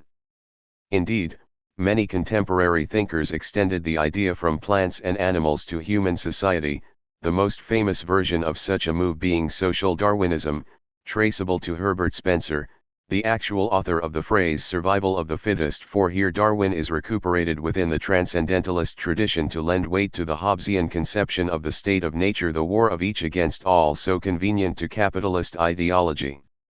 Anarchist natural philosophers of the 19th century read Darwin differently. Anarchist patriarch Peter Kropotkin posited mutual aid as a prime factor of evolution, 1914, which we ourselves may manifest as we lead civilization toward egalitarian harmony. 5. It is also worth noting that Kropotkin's key contribution to anarchist theory was heavily influenced by Mechnikov, who was in turn inspired by a long stint in revolutionary Japan, and who had written of the world being divided into three spheres: inorganic, biological, and sociological, each governed by its own set of laws but with enough correspondences between them that human society could be read as a continuously evolving expression of a unified whole. 6. The Theosophy of Helena Pavlova Blavatsky, 1831–1891, which intrigued many anarchists, involved a teleology of divine evolution represented by successive root races whose finality was cosmic union. 7. Novelist Leo Tolstoy, 1828–1910, a theosophist and anarchist who wrote a tract titled The Kingdom of God is Within You, 1894, also admired Fedorov, 1828–1903, who wrote that the common task of humanity was to use science to resurrect its dead fathers from particles scattered in cosmic dust. 8. Chulkov, Berdyaev, and Ivanov, contemporaries of both Fedorov and Tolstoy during the Russian occult revival, all posited a mystical anarchism that equated political revolution with realignment in the cosmic sphere. 9. In England, union organizer and early feminist Annie Besant, who organized women matchmakers and fought to open the Masonic lodges to women, was convinced she was the reincarnation of Giordano Bruno, and it was Theosophy that inspired her to fight for home rule in India. It was also through Theosophy that she met Jawaharlal Nehru, himself a member of the Theosophical Society. 10. Just as socialists were attracted to the occult, spiritualists and mediums of all kinds, who were disproportionately women, were led by their spiritual views to engage the social question. 11. Further examples from the anarchist diaspora include the story of Greek utopian socialist Plotino Rodokinati, often credited as being the first European proselytizer of anarchism to arrive in Mexico, whose first task upon arrival was to draft a pamphlet titled Neopantismo, 1864, while working with Julio Chavez Lopez to foment uprisings in the Chalco Valley, after which he founded the Escuela del Rayo y del Socialismo, which translates, somewhat ungracefully, as School of Socialism and Lightning and or the Ray of Light. Inspired by Spinoza, Hegel, Fourier, and Proudhon, Rodokinati called his political pantheism pantheosophy and went on to form La Social, a 62-branch network of agitators in contact with the IWA, who formed Filanstrios Societarios in indigenous communities. 12. 50 years later, the politics of Ricardo Flores Magón, 1874–1922, were immortalized in his newspaper titled Regeneration, while his comrades called each other co-religionaries. 13. Further south, Augusto César Sandino, 1895. 1934, of Nicaragua, who later became the icon of the Sandinista revolution in the 1970s and 1980s, was enthralled by the magnetic spiritual school, Theosophy, and Zoroastrian, Hindu, and Kabbalist lore. Fusing all these ideas together with communist ones in such a way that he was refused entry to the Third International. They had heard rumors that he flew a 7-striped rainbow flag alongside the red and black. 14. I could go on but do not have the space to treat so many complex stories of diverse colonial encounters with the attention to specificity they deserve. I merely present these few suggestive examples to remind us that the cross-pollinations of diverse cosmologies underlying modern revolutionism does not necessarily stop, and perhaps find only their latest expression in present-day anarchist selective fascination with indigenous cultures and cosmologies. Point 15. Not every anarchist was a theosophist or enamored with the occult. Emma Goldman, for example, wrote an entirely scathing account of Krishnamurti's arrival in America as the supposed theosophical avatar. Point 16. However, the fact that Goldman's Mother Earth and a variety of other anarchist periodicals bothered to criticize theosophy at all should tell us something. Nothing is forbidden unless enough people are doing it in the first place. Even the skeptics often grudgingly recognized that they were kindred spirits. As anarchist C.L. James wrote in 1902, however ill we may think of Swedenborgian dogmas, their influence is not to be despised. They have ensured, for one thing, a wide diffusion of tendencies ripe for anarchistic use. Scratch a spiritualist, and you will find an anarchist. 17. Indeed, it was none other than the president of the American Association of Spiritualists that published the first English translation of the Communist Manifesto in 1872.18. We can imagine how much this annoyed Marx. But Marx's anticipation of a communist millennium after the overthrow of capitalism, brought about by a mixture of willful effort and inbuilt cosmic fate, isn't actually that different from the idea of the unfolding New Age. The major difference, and the one that prompted Marx and Engels to distinguish their utopian vision as scientific compared to the others, was their notion of the historical dialectic, which preserved the form, if not content, of the Hegelian 1.19. Occult features of the Marxian dialectic. Hegel's dialectic cast history as a dynamic manifestation of the idea, the unfolding of consciousness itself, in which everything is but a mode and attribute of a single universal substance. Hegel's logic, 1812, features an obsession with emanation and return by way of neat geometrical constructions of all kinds, while in his phenomenology of spirit, 1807, the idea issues in nature, which issues in spirit, which returns to idea in the form of absolute spirit. In the beginning there is unity, and the differentiated world will only be complete once again when man properly beholds the totality in his consciousness. As Glenn Alexander Magee illustrates at length, the dove of Hegel's spirit emerges from God-created nature, and circles back to God. One here we may remember Giordano Bruno, who wrote, "It is by one and the same ladder that nature descends to the production of things and the intellect ascends to the knowledge of them."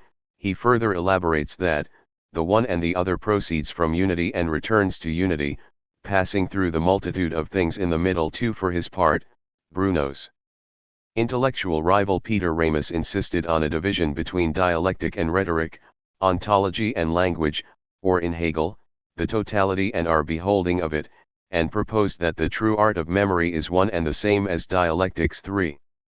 We cannot offer due attention to all details of Hegelian philosophy and its sources here, yet elaborate briefly on certain hermetic aspects of his system of thought.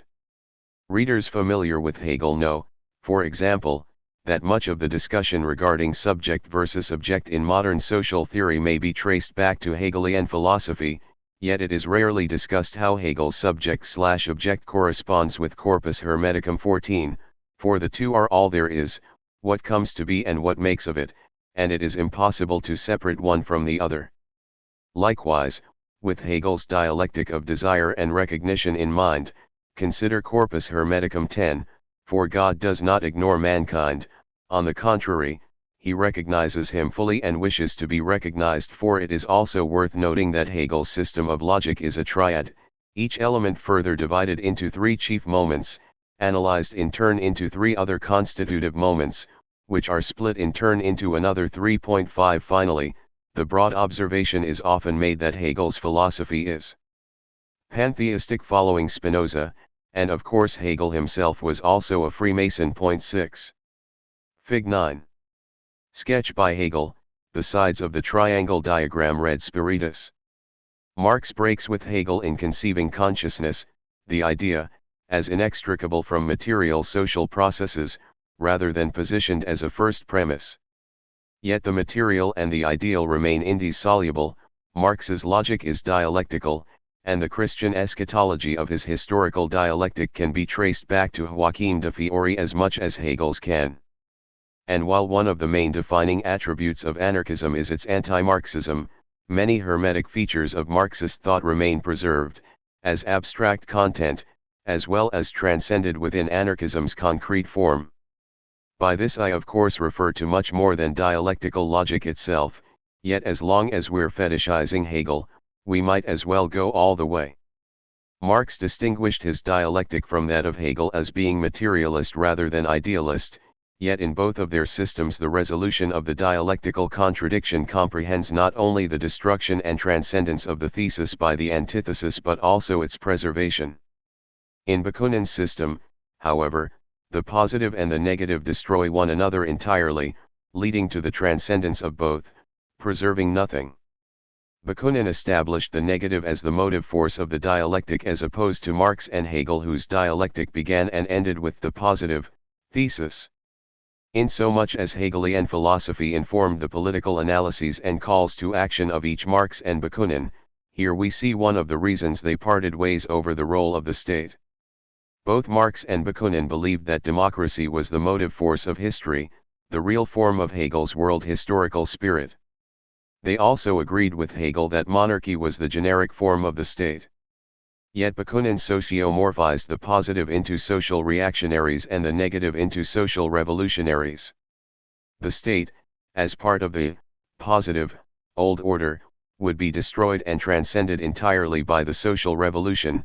No aspect of the existing society, including the state, would survive the insurrection. For Bakunin, this meant that the state had to be destroyed in a general conflagration. For Marx, however, the essence of the state was democracy itself. He conceived democracy to be embodied in a constitution hierarchically superior to other political forms, and therefore concluded that the state had to be realized to its highest degree. 7. Of course, the reasons why Marx and Bakunin came to different conclusions on revolutionary strategy extend beyond their diverse readings of Hegel. Bakunin's quarrel with Marx also arguably had much to do with elevating the revolutionary status of Slav peasants versus German proletarians, among other questions of social and historical context. 8 While Bakunin wrote of the peasantry, they love the land. Let them take the land and throw out those landlords who live by the labor of others.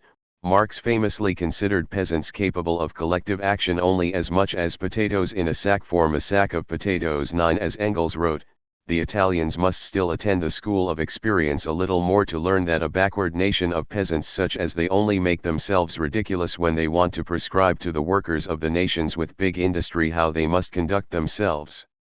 In order to arrive at emancipation, while Bakunin responded by calling Marx a pan-Germanist down to his bones. 10 Bakunin also wrote elsewhere that the Russian people are altogether democratic in their instincts and habits and have a great mission to perform in the world. 11 While anarchist transnationalism cannot be reduced to a function of patriotism, Karl Levy makes a valuable point here.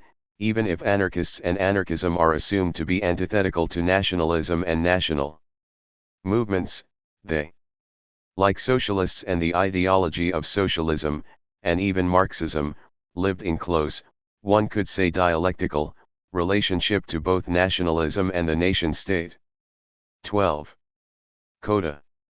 The fact that Marx builds on Hegel who builds on the Hermetica does not necessarily mean they are wrong, it simply means that a vast amount of rational social theory relies on archetypes and geometries of thought stemming from a specific, historically situated cosmology, as does the notion of rationality itself. 1. Socialism and occultism developed in complementary, as well as dialectical, fashion during the 19th century, yet the cosmological grounding of 19th century anarchist politics is generally downplayed or treated as epiphenomenal in retrospect, just as Newton's alchemy is largely ignored in mainstream histories of the scientific establishment. So Fourier's law of passional attraction is rewritten in mainstream histories of the left as a vision of a harmonious society based on the free play of passions. 2. It was only when Marxist scientific socialism became hegemonic during the 20th century that the theological understandings of modern revolutionism were buried from consciousness among the popular and academic left. The complex social, political, and historical reasons why certain currents of Marxism versus anarchism became more widespread, in practice and theory, during the 20th century are largely bracketed here, yet note that contributing factors are necessarily overlapping and debatable, with explanations ranging from Eric Hobsbawm's, which beholds scientific Marxism progressively replacing the more primitive anarchism, to David Graeber's, which highlights how the centralizing logic of state Marxism was practical during the 20th century of Global War III. It is of course impossible to provide a scholarly analysis, representation, in this regard that is not also a material, political position. Marxists and anarchists will at least agree on this particular point. What is entirely clear, however, is that during this past century, whenever occult philosophy has been dealt with in its own right, it has generally been cast as comforting in anxiety-provoking periods of social change, or, in certain Marxian style, as a product of capitalist alienation. In Adorno's Theses Against Occultism, in which he makes ample use of Hegel, however, occultism is both a primitive holdover and a consequence of commodity fetishism at once, in a typical circular, and colonialist, argument that suggests the occult worldview is wrong because it is animistic and vice versa, a regression to magical thinking. For E.P. Thompson, for his part, characterized the working class as oscillating between the poles of religious revivalism and radical politics. 5 Over and over, occult philosophy is portrayed as either inducing apathy among the masses or as the territory of elite reactionaries who stir them to hatred, rather than having any connection to socialism, communism, or anarchism. The symbiosis of Blavatsky's theosophy, involving root races, with eugenics, and the association of occult narratives and iconography with the rise of fascism, for example, have also often been pointed out, and of course the connections are there. 6 Here we may remember how this story began, with a friend and comrade recommending that I read the Protocols of the Elders of Zion, 1903, a Russian forgery in which capitalism is blamed on a secretive group of Jewish patriarchs, who are in turn associated with Freemasonry and magic. This book was widely distributed in the first decades of the 20th century. Business tycoon Henry Ford himself distributed 500,000 copies, thus playing a part in fueling anti-Semitic sentiment in the years before the Nazi regime and the Second World War. 7 It may also be useful for the reader to know that one of the first influential books to associate revolutionism, from the French Revolution to the Bolshevik Revolution, with a similar secretive directing force was Secret Societies and Subversive Movements by Nesta Webster, who herself relied heavily on the Protocols. 8. The ideas offered within occult philosophy do not necessarily lead to revolutionary politics, yet they do not necessarily lead away from them either. When regarding the relationship of magic to anti-systemic movements, perhaps any deterministic formula is bound to fail. When approached by privileged persons with a lust for power, magic can serve to justify and advance elite aspirations. But without the influx of so much material charged as ancient magical wisdom that helped triangulate popular religion, modern materialism, and social discontent in new ways, we may never have seen the rise of anarchism as we know it. Even the quick glance at the history of revolutionism offered in these pages problematizes any simplistic dichotomy of New Age spirituality as reactionary, in both senses of conservative and right-wing, versus a materialist worldview as progressive, in both senses of forward-looking and leftist. Rather, secularized and scientized religion appears inherent to modern anti-systemic critique and collective action. The West's attempt to save itself from its impoverished materialism through an enchantment newly reconfigured. 9 The world did not have to be disenchanted before modern anti-authoritarianism could occur, it had to be re-enchanted. Rejection of material exploitation, materialist values, and materialist philosophy appear as three sides of the same coin. Anarchism as a historical object, attending to questions of race, class, and gender. At this juncture, the historical essay comes to a close, and we conclude with some discussion of the material presented as it may relate to practical political challenges of the present day. As I explained at the outset, I began this project partly in order to clarify, further to my previous ethnographic work, how the atheism professed by those working in the Western anarchist tradition intersects with the colonial mentality, as well as embodies a serious misunderstanding of the history of anarchism itself, maintaining a neat dichotomy between spirituality and radical politics, only makes sense within a colonialist rubric wherein the religious other becomes the constitutive limit of the rational West. Beyond being disrespectful to a variety of fetishized, exoticized identities, insisting on a disenchanted universe delimits the radical imaginary in general. Keeping this question in mind, I wonder what the 18th and 19th centuries in Europe would have looked like if militants regarded culture as property the way many anarchists and post-colonial subjects do today. The question of cultural appropriation is an important one within contemporary social movements, and is arguably worth addressing in relation to the present discussion. Certainly the occult history of anarchism that I present above could be analyzed in terms of Orientalism, and of course the cross-cultural dialogues among heretics during the Crusades happened in the context of complex power relations. Point 1. At this time, however, it was not yet clear who would emerge as the dominant party. Is Kropotkin's mutual aid culturally appropriated because he was inspired by Japanese revolutionaries?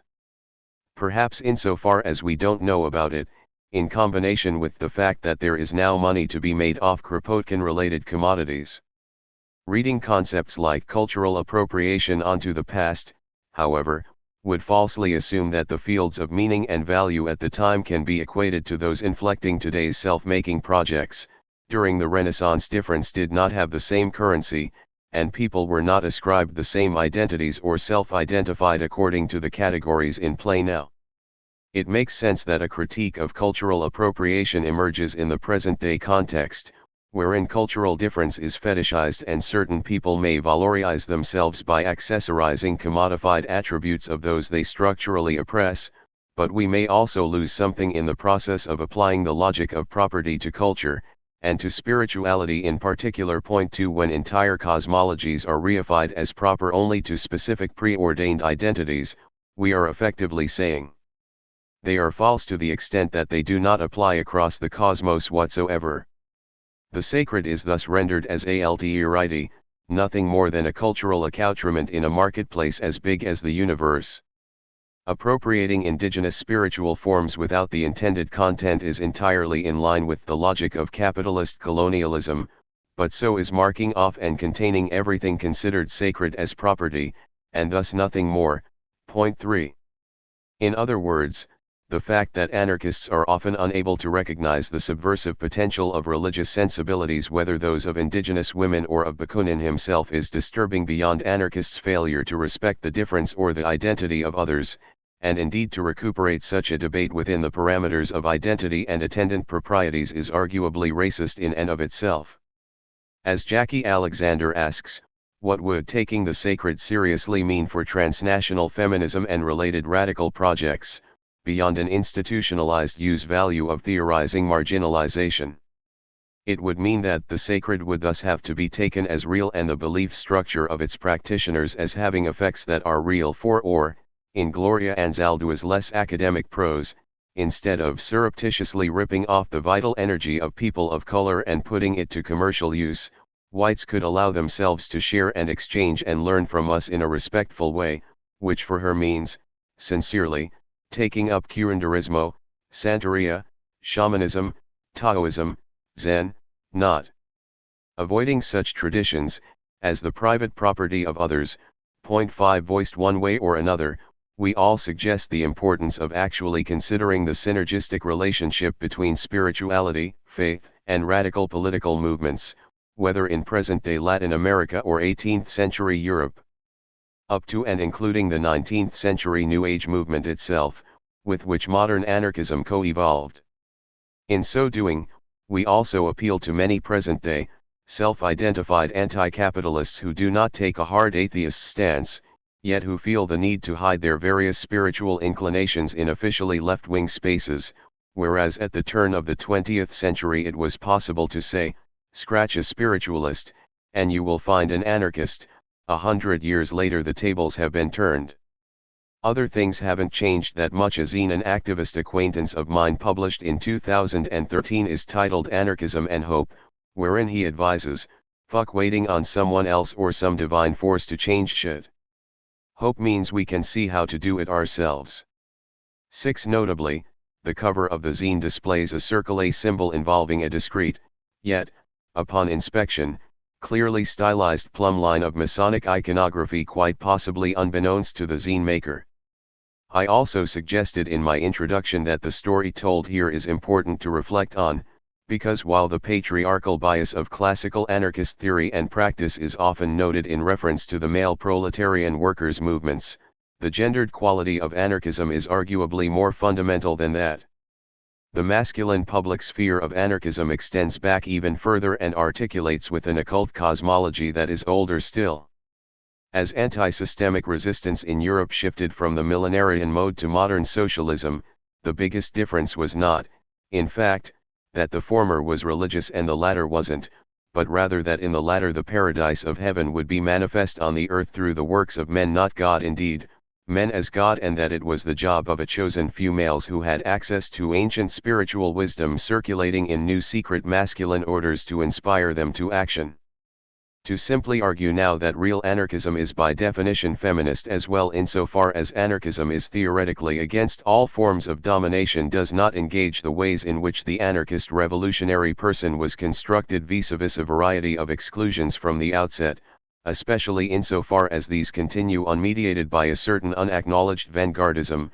Revolution may be imminent in the people, but as any anarchist around can see, fluency in a particular vocabulary, knowing the names of certain historical figures, and being vouched for by someone in the know is all requirement for entry into the anarchist club, as is a commitment to a specific ideological constellation informed by the history of its practice, wherein men's oppression by the state becomes the prototype for power in general. Of course, I may be forcing an analogy by saying that all of this social and subcultural capital resembles the opaque system of signs of 19th century initiatic societies, but the hidden correspondence is worth reflecting on. Point 7. Fig 10. Zine. Anarchism and Hope, Montreal, 2013. Fig 11. Left mural of the Virgin de Guadalupe, cherished icon of Mexican Catholicism. According to legend, she appeared in a vision to the indigenous peasant Juan Diego in 1531. Here she is, claimed in association with the Zapatista movement, wearing a paliacate, or bandana, supported by an angel wearing a pasamontana, or balaclava, emblematic of the Zapatista movement, and presented with darker skin than in many official representations. Photographed in San Cristobal de las Casas, Chiapas, 2011. Right. Graffiti of the Virgin de las Barricadas, Virgin of the Barricades, another subversive rendition of the Virgin de Guadalupe, this one popularized during the uprising of the Asamblea Popular de los Pueblos de Oaxaca in Oaxaca, APPO, in 2006, photograph taken in Oaxaca, 2010. In Mexico as elsewhere, popular religion and radical political movements often exist in productive relation to one another. Along these same lines, unless we narrowly define vanguard to mean political party per se, the common notion among present-day anarchist activists that Marxists are vanguardist, whereas anarchists are not, does not bear scrutiny. Anarchists have always considered themselves purveyors of particular insight and continue to join social movements and the general fray to steer it all in a more revolutionary direction. To offer just one contemporary example, anarchists participated in the Occupy movement, 2011 to 2012, despite its observed reformist aspects, to prevent it veering in a racist and nationalist direction and to steer it toward a liberatory politics. Point 8. My point here is not to criticize such a practice, but to suggest that its disavowal and dissimulation within discourses of mere solidarity may be disingenuous, if also, at times, tactically reasonable. Point 9. Similarly, while anarchists today carefully skirt the phrase consciousness raising, It sounds too Marxist. Their various workshops on anti-oppression appear to have precisely such a purpose. 10 While there are significant differences between contemporary anarchist praxis and those of the 18th century Illuminati, there are also obvious similarities. It is in the writing of Weishaupt that we see one of the first recorded references to the phrase self-government, a favorite motto among present-day anarchists, who also generally consider themselves to be privileged guardians of an important underground tradition of subversive thought, one which they maintain as a discrete enlightened revolutionary elite during times of repression. Indeed, this idea was presented almost word for word by a keynote speaker at the Renewing the Anarchist Tradition, RAT, conference in 2008, to offer just one ethnographic example. It should also be significant that today's anarchist intellectuals generally do not cite indigenous women scholars such as Audra Simpson, for example, when they are mounting their compelling arguments against the state. Theirs are not the code words for belonging. 11 Rather, anarchist activists and scholars who are interested in questions of sovereignty often prefer to peruse the work of Giorgio Agamben, who, much like Carl Schmitt, brackets gender and race entirely by proceeding as if one can equate human being and male citizen of Rome or France. 12. It is not simply sexist reading habits that marginalize indigenous women scholars' work, but also the fact that their words, insofar as they draw links between politics and cosmology, are less easily recuperated within the European anarchist tradition, which has already decided that religion is bad, and whose model of oppressive power is the state. For the indigenous women in Andrea Smith's study, for example, sovereignty is an active, living process within this knot of human, material, and spiritual relationships bound together by mutual responsibilities and obligations. 13 Audra Simpson, for her part, points out the critical language game involved here.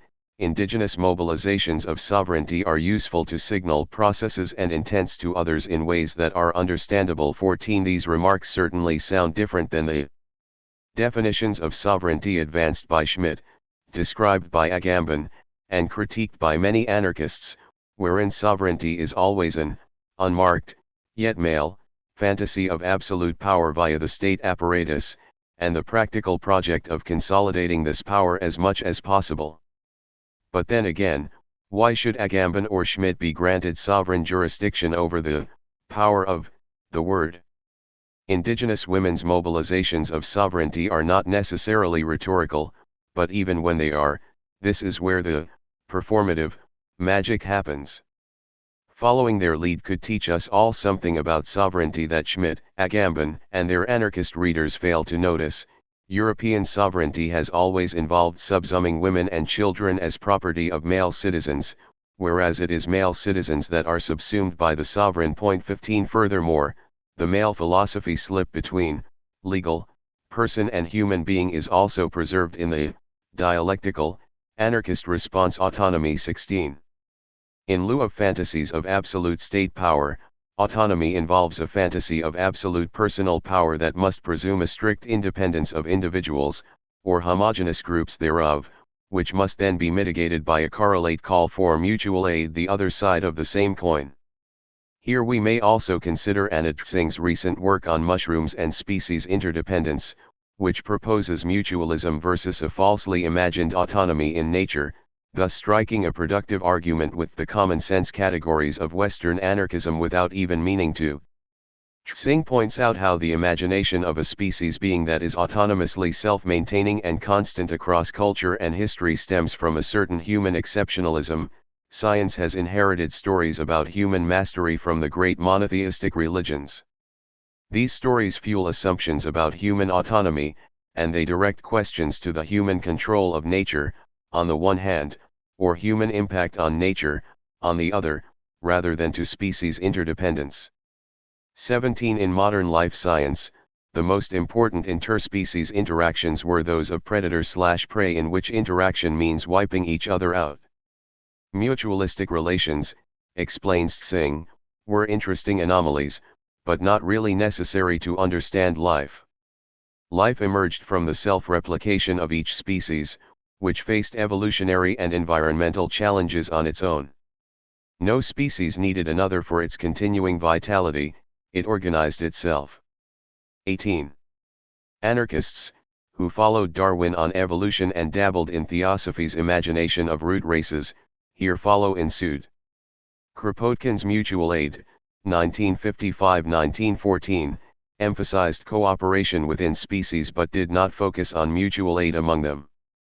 The anarchist ideas of autonomy, self-government, and self-management do rely in unacknowledged ways on the notion of self-organizing system of modern life science, whereas biology in the 21st century finds symbiosis the rule, not the exception, as do the natural science traditions of many indigenous peoples who predate Anarchism considerably, in which sovereignty is a knot of human, material, and spiritual relationships. 19. Yet the anarchist person is still imagined as an independent, autonomous, and transcendent, sovereign, being that enters into mutual aid with others of its kind, much like the modern person writ large the state.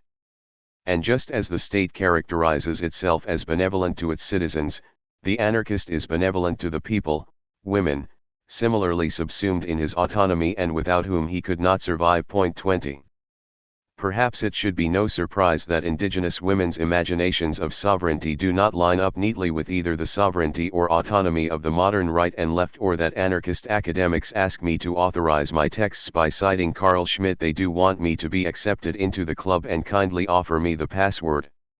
Nor should it be a surprise that reviewers suggest consecrating my work with the latest exegetical ruminations on St. Paul by Simon Critchley, whereas it is possible to get through 10 years of doctoral studies regarding the social history of the left and only find out about Rosa Luxemburg afterward because of a book that happens to be lying on Barbara Ehrenreich's kitchen table.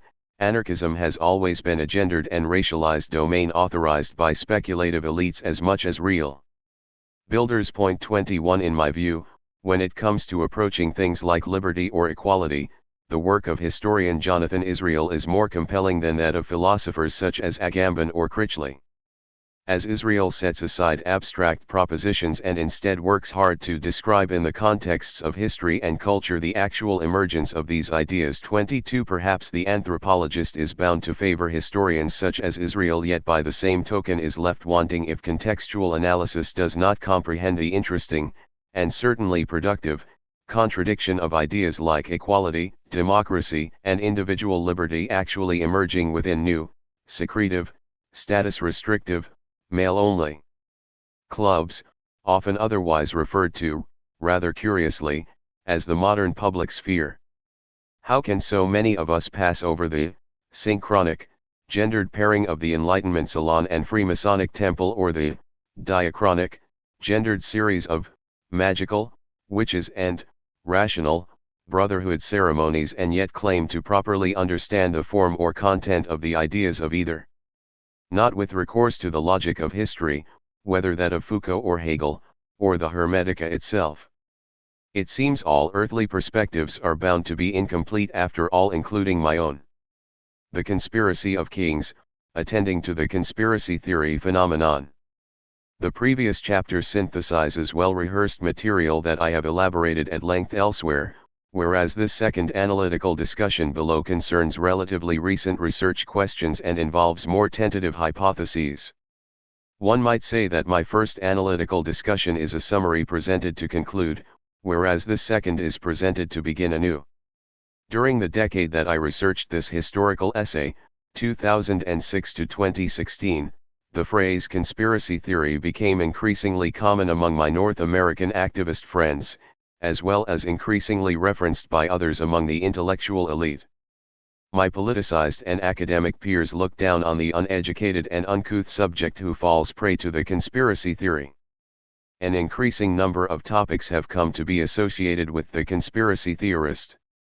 Ethnographically speaking, which is to say, by listening to people talk, almost anyone in North America, for example, may easily observe that critical interest in topics as diverse as national vaccine programs, the assassination of President Kennedy, and alien abductions is often discursively lumped together as part of a conspiracy theorist tendency.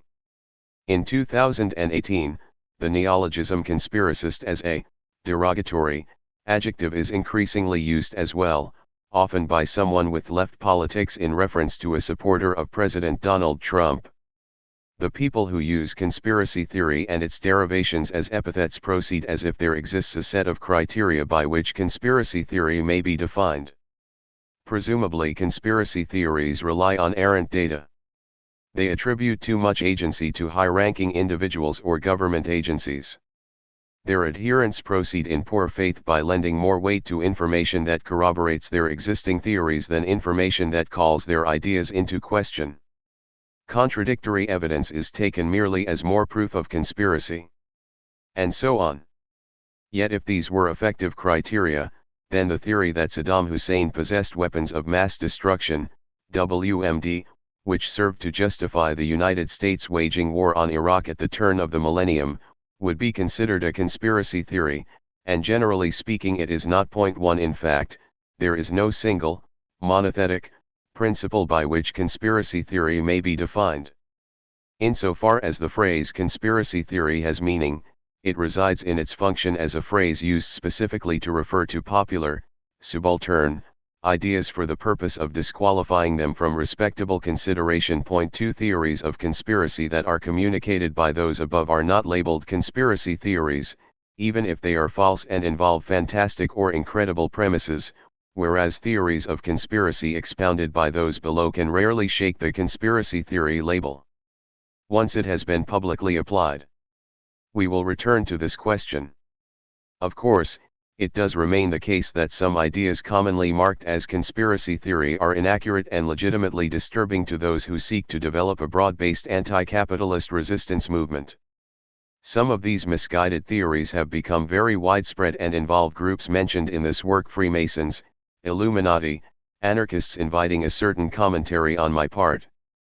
Indeed, as I mentioned at the outset, I have presented my historical essay on the occult features of anarchism in the way I have, partly to intervene in so much misinformation around secret societies, global power, and the Illuminati. I write to set the record straight. For this project to be effective, however, it is important to also highlight the kernels of truth that are mixed up with false information, to acknowledge the popular social commentary contained in many popular theories of global conspiracy. As some of my readers may already be aware, a significant fraction of the videos currently found on YouTube that critics commonly dismiss as conspiracy theory tell stories of the Knights Templar finding secret treasure under Solomon's Temple in Jerusalem during the Crusades, with Illuminati-controlled Freemasons later using it to collapse the great world religions into one big banking tradition in the name of Lucifer. The scholarly historian may reject this story as a proper interpretation of events, and social scientists across discipline will of course prefer to highlight systemic forces, rather than the whimsy of a few powerful knights and Freemasons, not to mention a few relatives of the Rothschild family, as per the prevalent anti-Semitic version. The popular story is clearly allegorical. As such, it differs greatly in form and exposition from the one told by Karl Polanyi in The Great Transformation, for example, wherein global elites, and others following in suit, forsake traditional allegiances of tribe and country in the great, unprecedented project of modern banking born of collusion, capitalism, and war. 3 Yet it should not take that much imagination to see how the conspiracist narrative differs more in form than content from scholarly history, being delivered, as it is, in a personifying genre of myth, and therefore its adherents could possibly be turned to a less flamboyant anti-capitalist analysis. Social scientists armed with the analytical tools of Claude Lévi-Strauss or Carl Jung or Jacques Lacan or Pierre Bourdieu, to name just a few, should be able to note in the popular account a certain critique of capitalist modernity, which students of Antonio Gramsci or Chantal Mouffe or Stuart Hall, to name a few more, might suggest trying to articulate with anti-capitalist social theory and social movements. 4 Yet while numerous North American TV viewers are fed stories of aliens building the pyramids of Egypt on the History Channel, scholars have largely ignored such popular mythologies of power and history and have not properly studied the political economy of the current Illuminati cult ideology. Scholars in social psychology, for example, often start from the premise that such conspiracy theories are simply wrong and spend research energies on explaining how and why its aficionados are irrational. 5 As for the 21st century anthropologist, while imagining he is on the side of the oppressed, he too often eschews responsibility as a public intellectual, preferring to write in obscure venues about the ontologies of the ever-exotic colonial subject, while reeling away from fantastic cultural productions in his own backyard with all the force of an incest taboo. Or, when anthropologists do engage conspiracy theory, they tend to focus on the sense-making functions of conspiracy theory. Like Marxists discussing occult philosophy as comforting in anxiety-provoking periods of social change, social scientists often echo the hegemonic folk sociology that I discussed in my introduction, wherein conspiracy theory provides reassuring, simple explanations for unpleasant events that are difficult to account for. They are, of course, part of a long tradition that does have certain value. As Carl Jung elaborated with respect to the flying saucer craze of the 1950s, even if we do not find popular theories compelling, we may learn from them as modern myths, wherein the myths that characterize any given society, or subculture, teach us much about the adherents and their general concerns. Point 6. More recently, anthropologists Todd Sanders, Harry G. West, and Paul Silverstein, for example, have all drawn a certain parallel between conspiracy theory and witchcraft as presented in the classical work of early anthropologist E. Evans Pritchard, wherein they grant that conspiracy theories fulfill a certain social function, while avoiding any statement about their truthfulness. Point 7. Yet upon proper examination of a given popular theory, we may realize it actually communicates something of the everyday truth lived by its purveyor. It may be inaccurate to state that the survivors of a given high school massacre are merely crisis actors. On the other hand, working people are not entirely wrong in their general suspicion that the professional class is trying to kill them. Perhaps social scientists might grant more often that conspiracy theories happen precisely because the public notices that secretive government institutions are continually lying. Instead, by both social scientists and activists widely applying the label conspiracy theorist and thus dismissing the rationality of diverse popular theorists a priori, no attempt is made to distinguish between theories that arguably involve valid lines of questioning: is it possible my child is sick because of the vaccine she recently received, and those which are more obviously misguided: is the world banking system run by Jewish lizards or aliens or both? This is unfortunate, as it would seem that failure to intervene in the indiscriminate application of the conspiracy theory label to diverse theories arguably serves to foster a defensive identity among those ridiculed as conspiracy theorists, encouraging empathy, solidarity, and exchange of ideas among those so labeled, such that persons who at one point merely stated that the CIA was involved in drug trafficking come to also believe in Jewish lizard bankers as well. I have not completed the formal and extensive longitudinal ethnographic research required to prove this, yet I have personally seen such a process unfold in multiple cases, often in triangular relation to YouTube viewing activity, which alongside a little common sense suggests to me that a broader pattern might prevail. Facing a political landscape such as that of the United States in 2019, populated as it is with the post-truth of President Donald Trump and viral YouTube videos about the Illuminati being a group of politicians and bankers, rather than a group of revolutionaries who fought against the centralizing power of capitalist elites, important questions must be asked and interventions staged. My own modest contribution has been to write this book and concluding essay, yet it is insufficient. Concerned persons with left politics and responsible social scientists must proceed to ask further questions, such as, how has this topsy-turvy account of history come to pass? Who ultimately benefits from such disinformation? What might one do in order to disinform this false history and rescue the true legacy of left politics from those who would prefer we believe that the left was invented by a secret world government?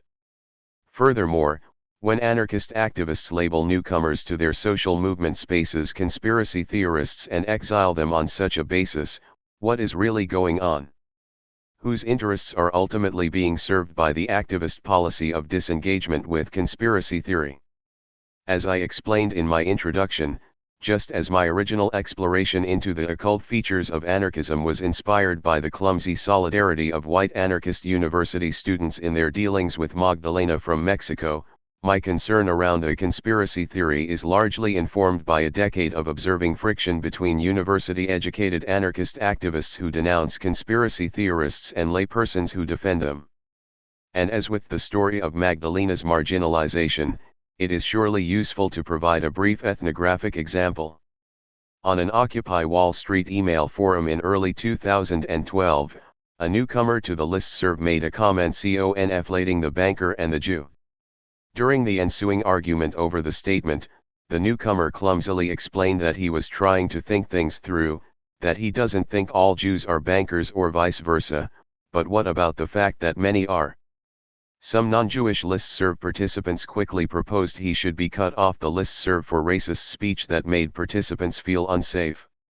Other non-Jewish participants then defended his right to be there, going so far as to say that he has a point.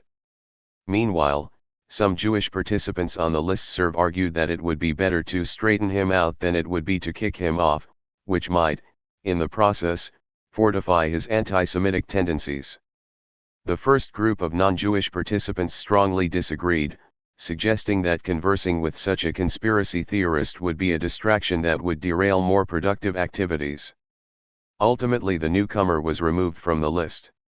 Significantly, the elite white participants who had defended the anti-Semitic newcomer, he has a point, yet who enjoyed greater quantities of social and cultural capital, they were well-known activists, had friends on the listserv, displayed higher education, and so forth, were not removed from the listserv. What is going on in such an instance?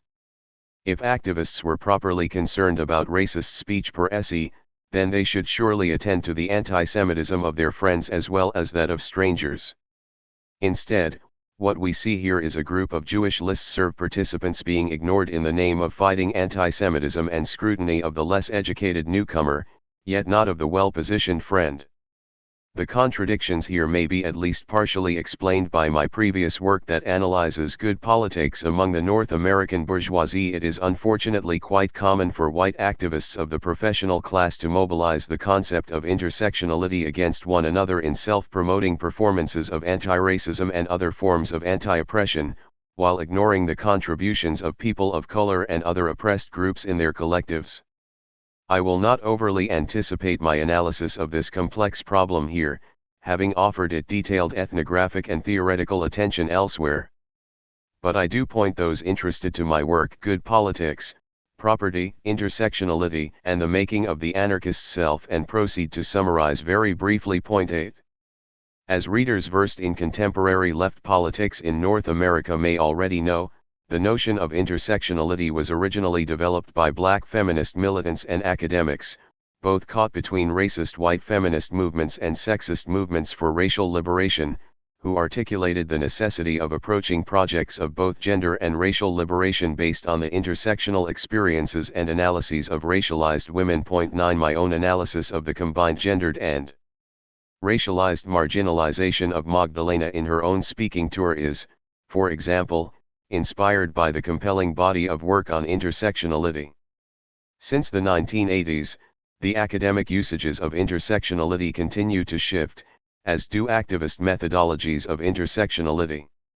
For example, many founding moments of intersectionality were one and the same, with calls for white women activists to work outside their comfort zone.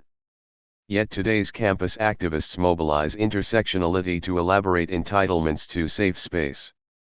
Also, middle-class activists now often ignore the intersection of class even though the theory of knowledge inherent to activist and academic praxis of intersectionality relies on the theoretical precedent of class consciousness.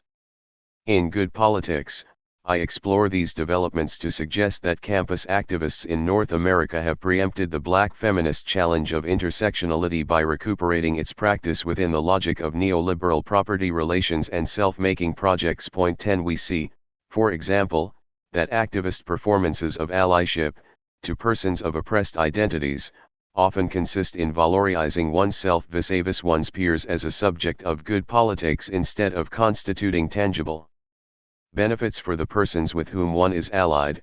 By calling out bad politics elsewhere, one garners good politics oneself.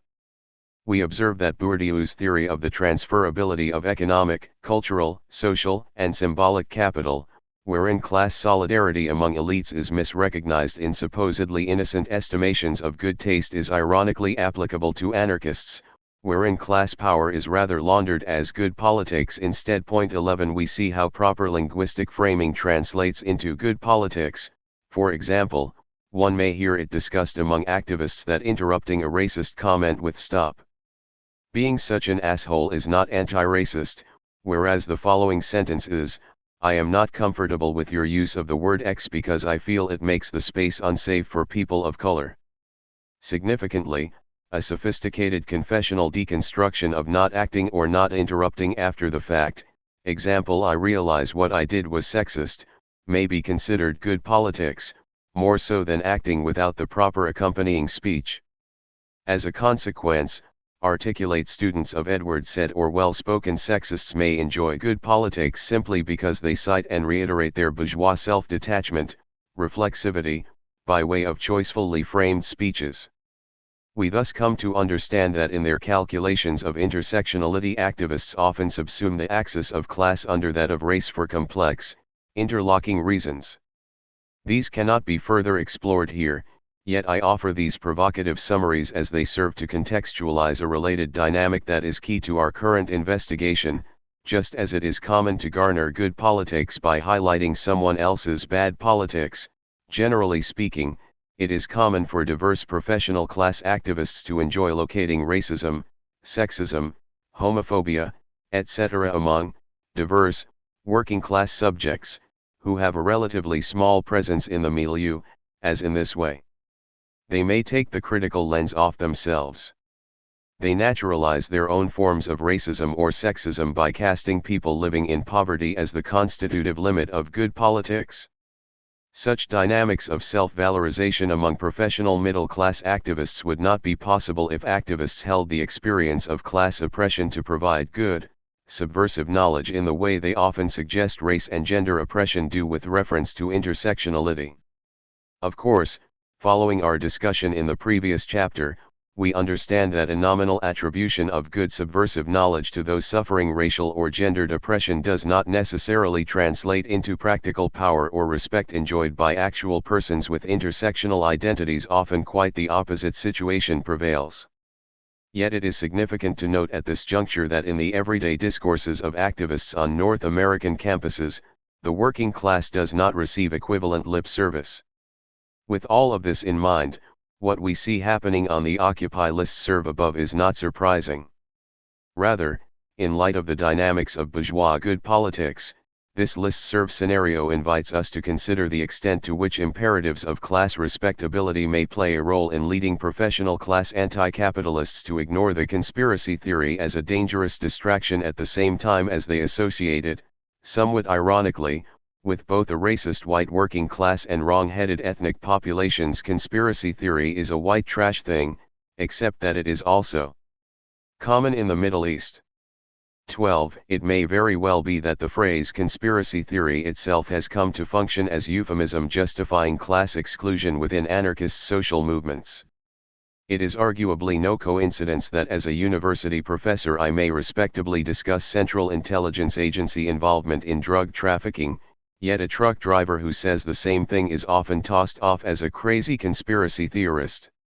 And perhaps it is likewise no coincidence that wealthy white activists mobilize concepts of intersectionality and safe space against working class participants who betray adherence to conspiracy theories with ironic reference to the importance of inclusive spaces, while allowing elite white anti-Semites to freely sound off. Surely it is significant that the working class conspiracy theorist is nominally unsafe due precisely to his racism, and yet anti-vaxxers and truthers, persons concerned with national vaccine programs or investigating 9/11 as an inside job, who do not necessarily impute malice to Jews or other racialized people, are more quickly ridiculed and shunned from movement spaces than are elites who manifest racism in comparatively respectable ways. Of course, it may still be argued that it is unpleasant to have meeting time consumed by discussions with theorists of conspiracy who are convinced the world is controlled by lizards from outer space.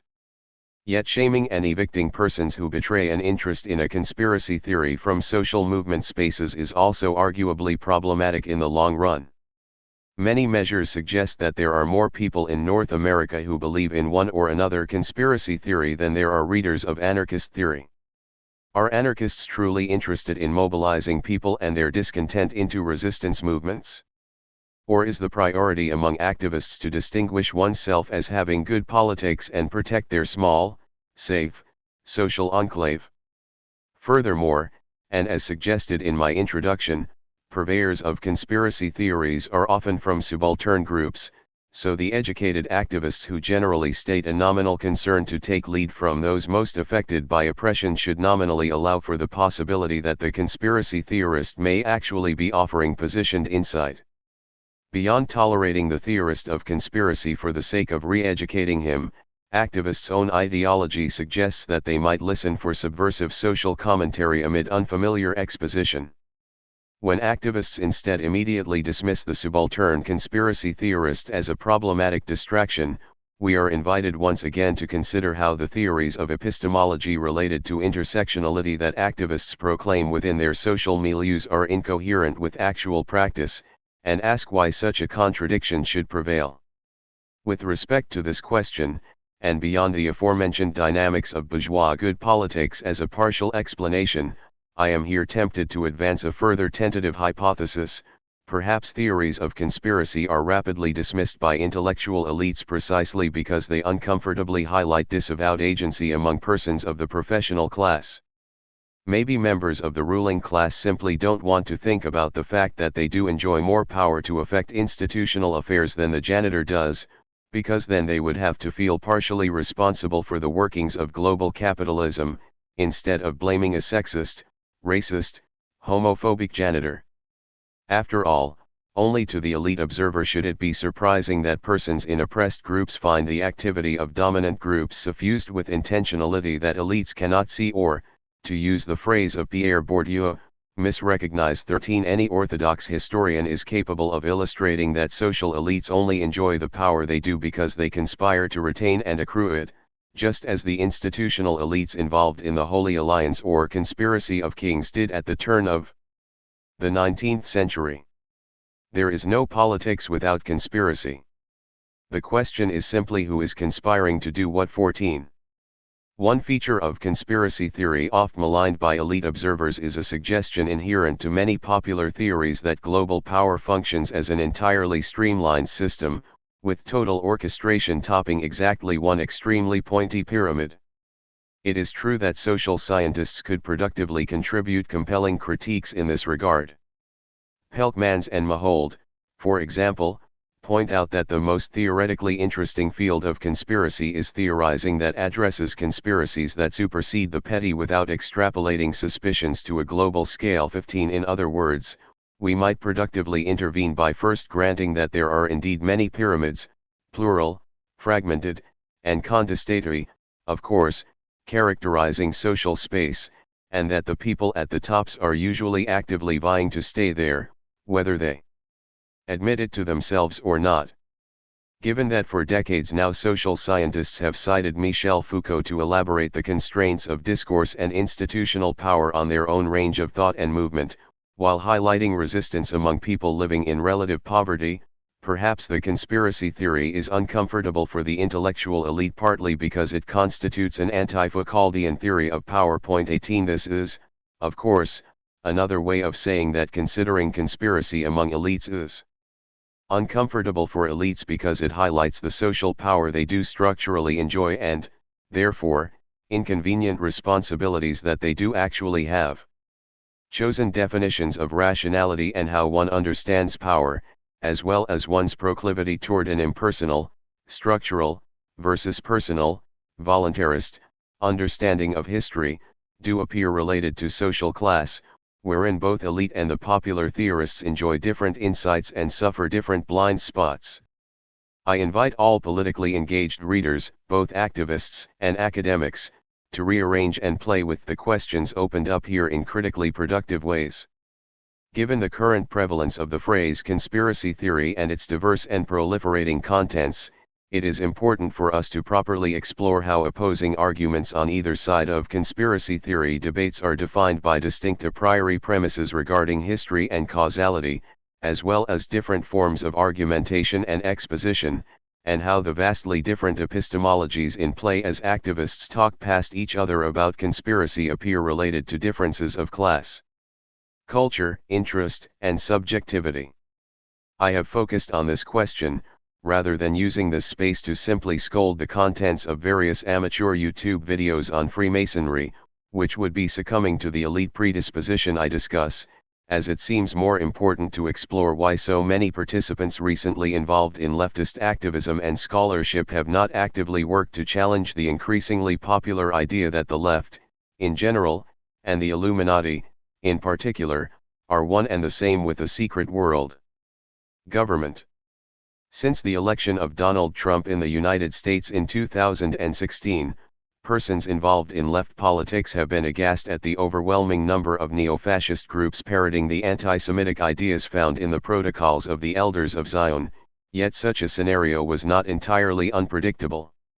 As I pointed out in my introduction, the analysis of the Occupy movement provided on YouTube by David Icke, purveyor of the lizard banker hypothesis, enjoyed more views than almost all activist-produced videos concerning Occupy combined. 19 Yet it seems that during the past decade many persons involved in left politics have cared more about keeping their own hands respectably clean, scoffing at the conspiracy theory from a distance, than about preventing damaging disinformation, including theories of history that inspire and justify the growing neo-fascist movements in North America today. This scenario alone is enough reason to begin seriously hypothesizing the conspiracy theory in relation to the making and unmaking of class respectability, whereby some ideas are made polluted by a constructed association with others, and wherein people are made polluted by and pollute ideas via the same chain of associations. Going forward, anti-capitalists of all stripes would do well to properly tackle the abundant and curious confusion regarding the left and the conspiracy of kings, the disturbing racialized political imaginaries, and the plethora of bizarre origin stories of capitalism often found within the works marked conspiracy theory. I hope this book may come in useful to that end. I hope that some persons identified as conspiracy theorists read it and feel both productively challenged and validated by my words. Being written in elite genre, it will also likely be read by the sort of professional middle-class subject who generally disdains the conspiracy theory, wherein the utility of the work will depend entirely on how these readers themselves decide to use it. Hopefully they will use the information acquired to engage with diverse conspiracy theorists in public forums and everyday life. Rather than disdaining from a distance the millions of people who fear an Illuminati-controlled New World Order, perhaps they might engage in substantive argument with them, using some of the facts provided in this work in the process. They might discuss with them how the new neoliberal world order is indeed controlled by conspiring elites, including bankers, yet the bankers are not specifically Jewish or lizards nor associated with the Illuminati.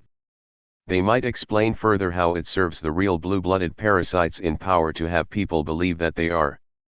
Of course, it is here that a true conspiracy may exist.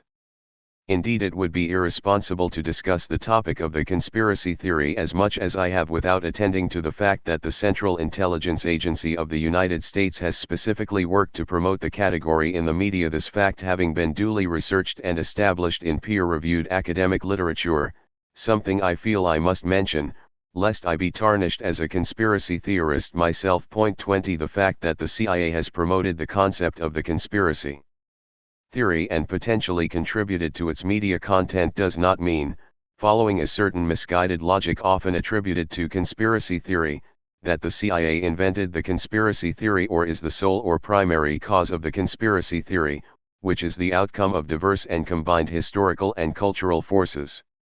The Protocols of the Elders of Zion was published at the turn of the 20th century, and various books that associated left politics with a secret world government were published around the same time, long before the CIA existed. 21 Yet every social scientist is capable of understanding that a government agency may have a vested interest in promoting existing ideas that distract from true government corruption and violence, including those of the increasingly global oligarchy currently enforcing neoliberal austerity programs, predatory capitalist extraction, throughout the world. Of course, in tackling the misinformation in certain popular theories of conspiracy, both scholars and activists must also concentrate on factors beyond possible government involvement. While we must always be vigilant to not reify a conspiracy theory or the conspiracy theorist, there are certain forms of cultural production associated with certain theories of conspiracy. YouTube videos about the secret order of the Illuminati, for example, whose consumption and crafting are seductive to persons of some demographics more than others. Aficionados do not solely include the disaffected white man living in his mother's basement, as per the stereotype discussed in my introduction, yet it is clear that certain recurring motifs, rhetorical styles, and cinematographic elements in these videos invite us to perceive a genre, which we may then analyze in terms of race, class, gender, and cultural context, paying attention to questions of allegory and archetype, narrative and imagery, voice and public, authorship and audience. 4. The purpose of practical intervention. In the process, we might also explore how both dominant powers and critical conspiracy theorist artists make use of occult, arts of memory to compel their publics, and thus how Renaissance magic arguably continues to inform both right and left in the 21st century, albeit not in the way some conspiracy theorists may suspect. As discussed earlier in this work, the classical art of memory was largely absorbed into the science of nature, yet it also perseveres throughout the modern world in other applications. Patriotic statues bearing personified images of the nation, decorated with emblems and amid arches of imposing architecture, for example, are clearly designed to impress particular collective identities upon the memory. Both mainstream media conglomerates and creators of YouTube videos concerning great conspiracies of global power also make use of psychologically compelling visual techniques.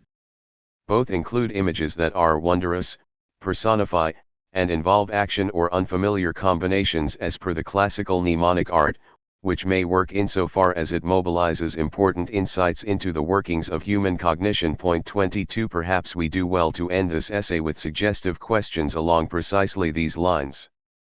Indeed, it may be worthwhile exploring how one of the modern schools that contains and transcends the Renaissance arts of memory is Freudian psychoanalysis. The unity of the heavens yields to the unity of the self.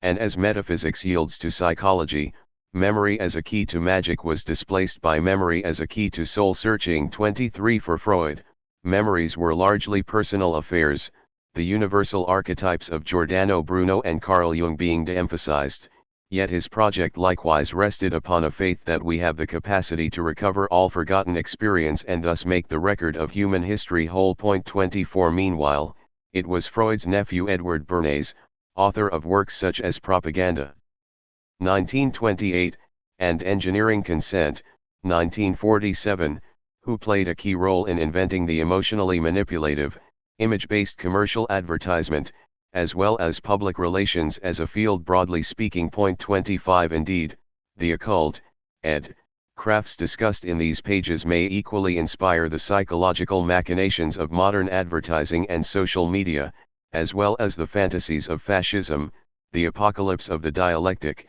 and the anarchist faith in an egalitarian social order.